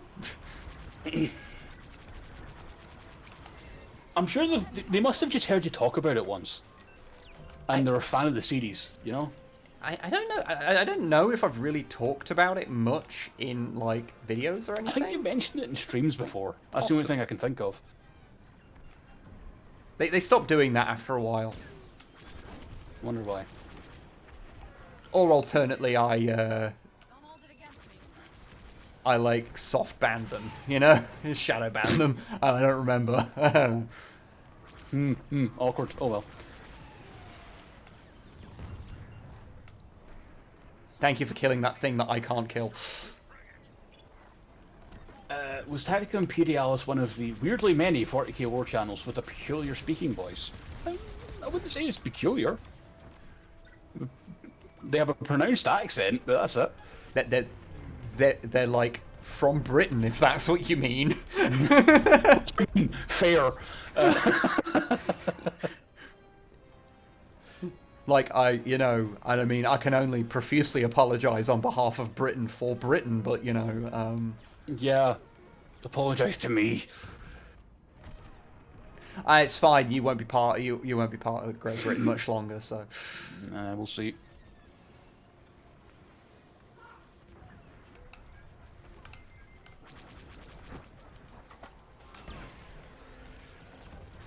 Oh, and then we go. Under the shield, please, quickly. Okay. Kinda cocked that up, but it's fine. Everything is fine. I'll make it work somehow. Oh. Yes, from Britain. Another way of saying peculiar. I mean, you know.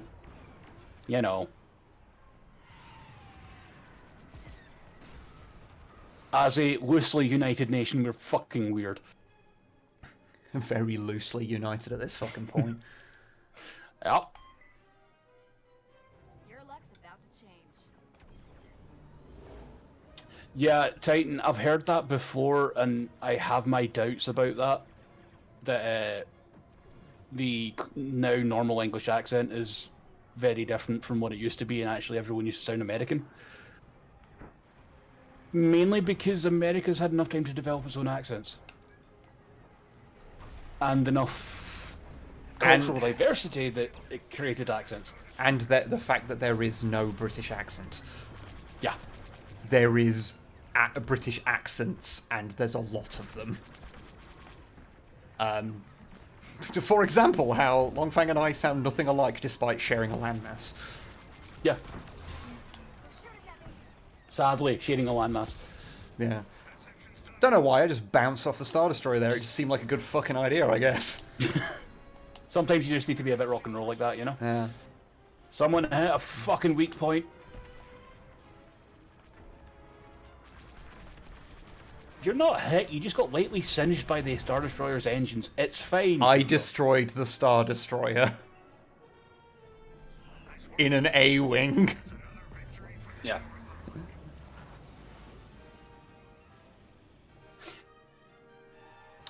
Ever consider doing an April Fool's episode about the GW staff hair and dress style throughout the years?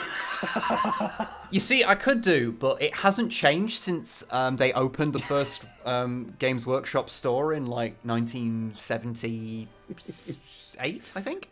So it's I can't really make one through the years. They've looked the same the whole time. Oh, I'm just getting the replay now on the stream of you hitting that weak point. Good work, friend. I did the thing.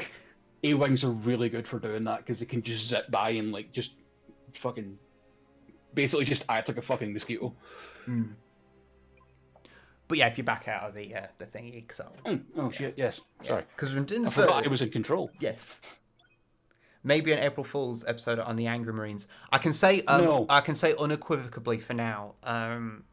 There is, I think, one reference to the Angry Marines on the channel, and that is one too many. Yeah. The thing with the Angry Marines is that there's only two ways in which anyone ever feels about Angry Marines, which is either they think they're funny, or they never ever fucking want to hear about them again. And sometimes you start off in one and become the other. I started off in the former, and then now I hate them. To put it another way, me and Web have both been in and around the hobby since, like, for me, late third into early fourth. You were around in third. We've been around it for a long time, and oh boy, those jokes have not aged well. Yeah, I think the big problem is that that any comedy from them has been robbed by the fact that a lot of people use them just as an excuse to say slurs. Yeah. I'm not really on the side of people who just spend a lot of time finding out ways that they can say slurs. And like, there are some funny things about them, of course, like, but it's just one of those things. Once you've heard a joke for a solid decade, and it's you're kind of done with it. That was by no means like having a go for not at all for suggesting that was just me talking about my opinions. No shade on anyone. And yeah, thank you Tidders for being on there. Thank you. Yes, being an honorary Cream Squadron member. God, I forgot about Cream Squadron. Honestly, Rocket, at this point, I don't want the Angry Marines to be reclaimed because they were never ours in the first place. Yeah. I think the thing is that you can take the general idea of them and then apply them to to actual things and make them funnier. Like, you can take the basic idea of like the reclaimed kind of Doomslayer thing. You can do that with like the Flesh Tearers, or like the Karsharadans. Maybe not the Minotaurs because they're terrible, massive bell ends. But you can do that. You can do that with existing kind of canon ones, I think, and without having to write swearing all over your miniatures. Yeah. Especially like homophobic slurs. Yeah. But I mean, like I did used to find I've got an orc, like one of my boys' squads has like an Angry Marine shoulder pad that he's looted. Because I painted that model in the 3 to 4 weeks that I hadn't got sick of them. Warhammer jokes are interesting that they never age. That is the interesting thing, which means that any joke you make has a real chance of having real life to it, and the other one is that it means that no one has made up a new Warhammer joke since 2003. You're not wrong. Codex Australia. It's one of the reasons why, like, why Codex Compliant as a series, we don't tend to ever even make references to like existing jokes. Yeah. I'm sure we probably have at some point, but like we try and make our own jokes. It's like actually with Oscar mentioned like metal boxes and like Steel Rain and all that. I think that's why Alpha's made a big push to stop using those old jokes. Yeah. And do his own thing completely. And like, my thing about 2003 is hyperbole, of course, because literally the games a lot of these jokes came out after that.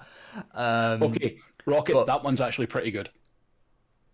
Which one? I can actually look now. The link that Rocket just posted. War 40. Yeah. That's it reminds me of that fucking Photoshop I had to do of War Happens. Which is, I think, might be my favourite joke that I've ever like written. Yeah. War Happens 40,000.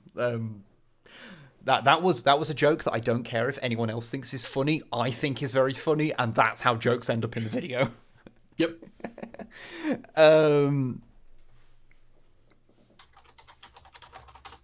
But yeah, it is an interesting thing. Like, you know, I find it very, very interesting that as like a community, Warhammer memes, little things do go through occasionally, but like so few things have stopping power. And as people filter in and out of the hobby, they find these things. So, you know, drive me closer, I want to hit them with my sword, screaming blood for the blood gods, role-playing as Cornate characters and never just ripping out your caps lock key so you can never turn it off like a coward. Yeah. You know, these things kind of stick around and people repeatedly kind of reiterate it. And I think it you know, it is cool that, like... Why does this always happen when we do a fucking stream together? We just start talking about shit afterwards. Every time. It's because we're friends and we like to talk to one another. I mean, yeah. and we might as well do it while we're entertaining people. Yeah, and Christina, her fucking shit posts are A tier, and I think that it's great because she doesn't use old jokes that have been around for so long. She just does random shit. Yeah, Christina's great. Yeah. She's been in a Codex compliant. She agreed to do one. That was a Gatachan one, wasn't it? Yeah.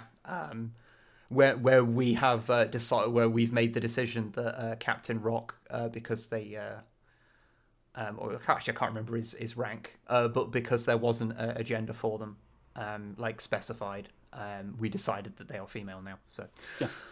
Because that's what power we have. Damn right. But yeah, it's it's cool to see people actually doing more stuff with it now. I think it's part of the thing of that a lot of people have been like, there's been a bit of a change of, like, you know, focus from GW themselves, and it's meant different people are getting into the hobby, and it's you know, and they've embraced the online stuff a bit more. So I think that's probably like amped it up a bit. So that's cool. Mm. Shall we leave these poor unfortunate souls to the rest of their day? Or whatever. We probably should.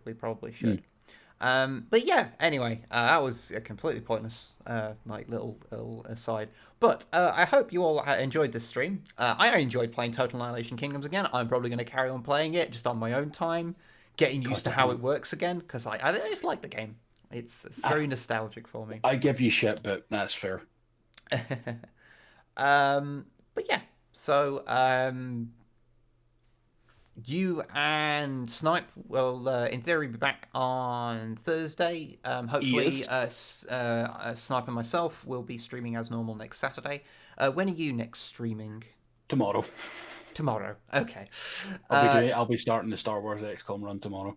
Okay, so if anyone is not able to, you know, hasn't got anything planned for Valentine's Day for whatever reason, then go check out Longfang's stream. Yeah.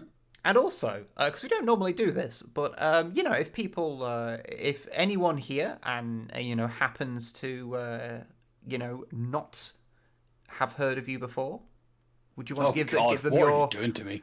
I'm trying to ease you into podcasting again. So where can people you fucking covert son of a bitch. You could find me on the Longfang91 channel on twitch.tv. That will be twitch.tv/Longfang91. And you can find me on Twitter at Longfang91. Excellent. Fuck you. And I cannot be found. Where's your Patreon? I mean, on patreon.com, presumably. Yeah, what is it? What's the channel name? You tell us. It's, I think it's Oculus Imperia.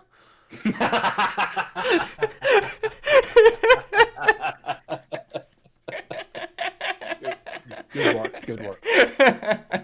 I should just do that at the end of like every when we get back to doing Men with Funny Heads. I'll just give the wrong information every time, and it just be a covert way to shout out another channel. Good. Anyway, good night, everybody. I hope you had fun, and you take care. And I hope everyone has a fun time tomorrow, whether you are celebrating Valentine's Day or not, because both Longfang and I love you. And If that's not enough, then I don't know if this relationship can continue. Shut the fuck up. Goodbye, everybody. Take care. Fluid Beef Johnson. Good night, everyone.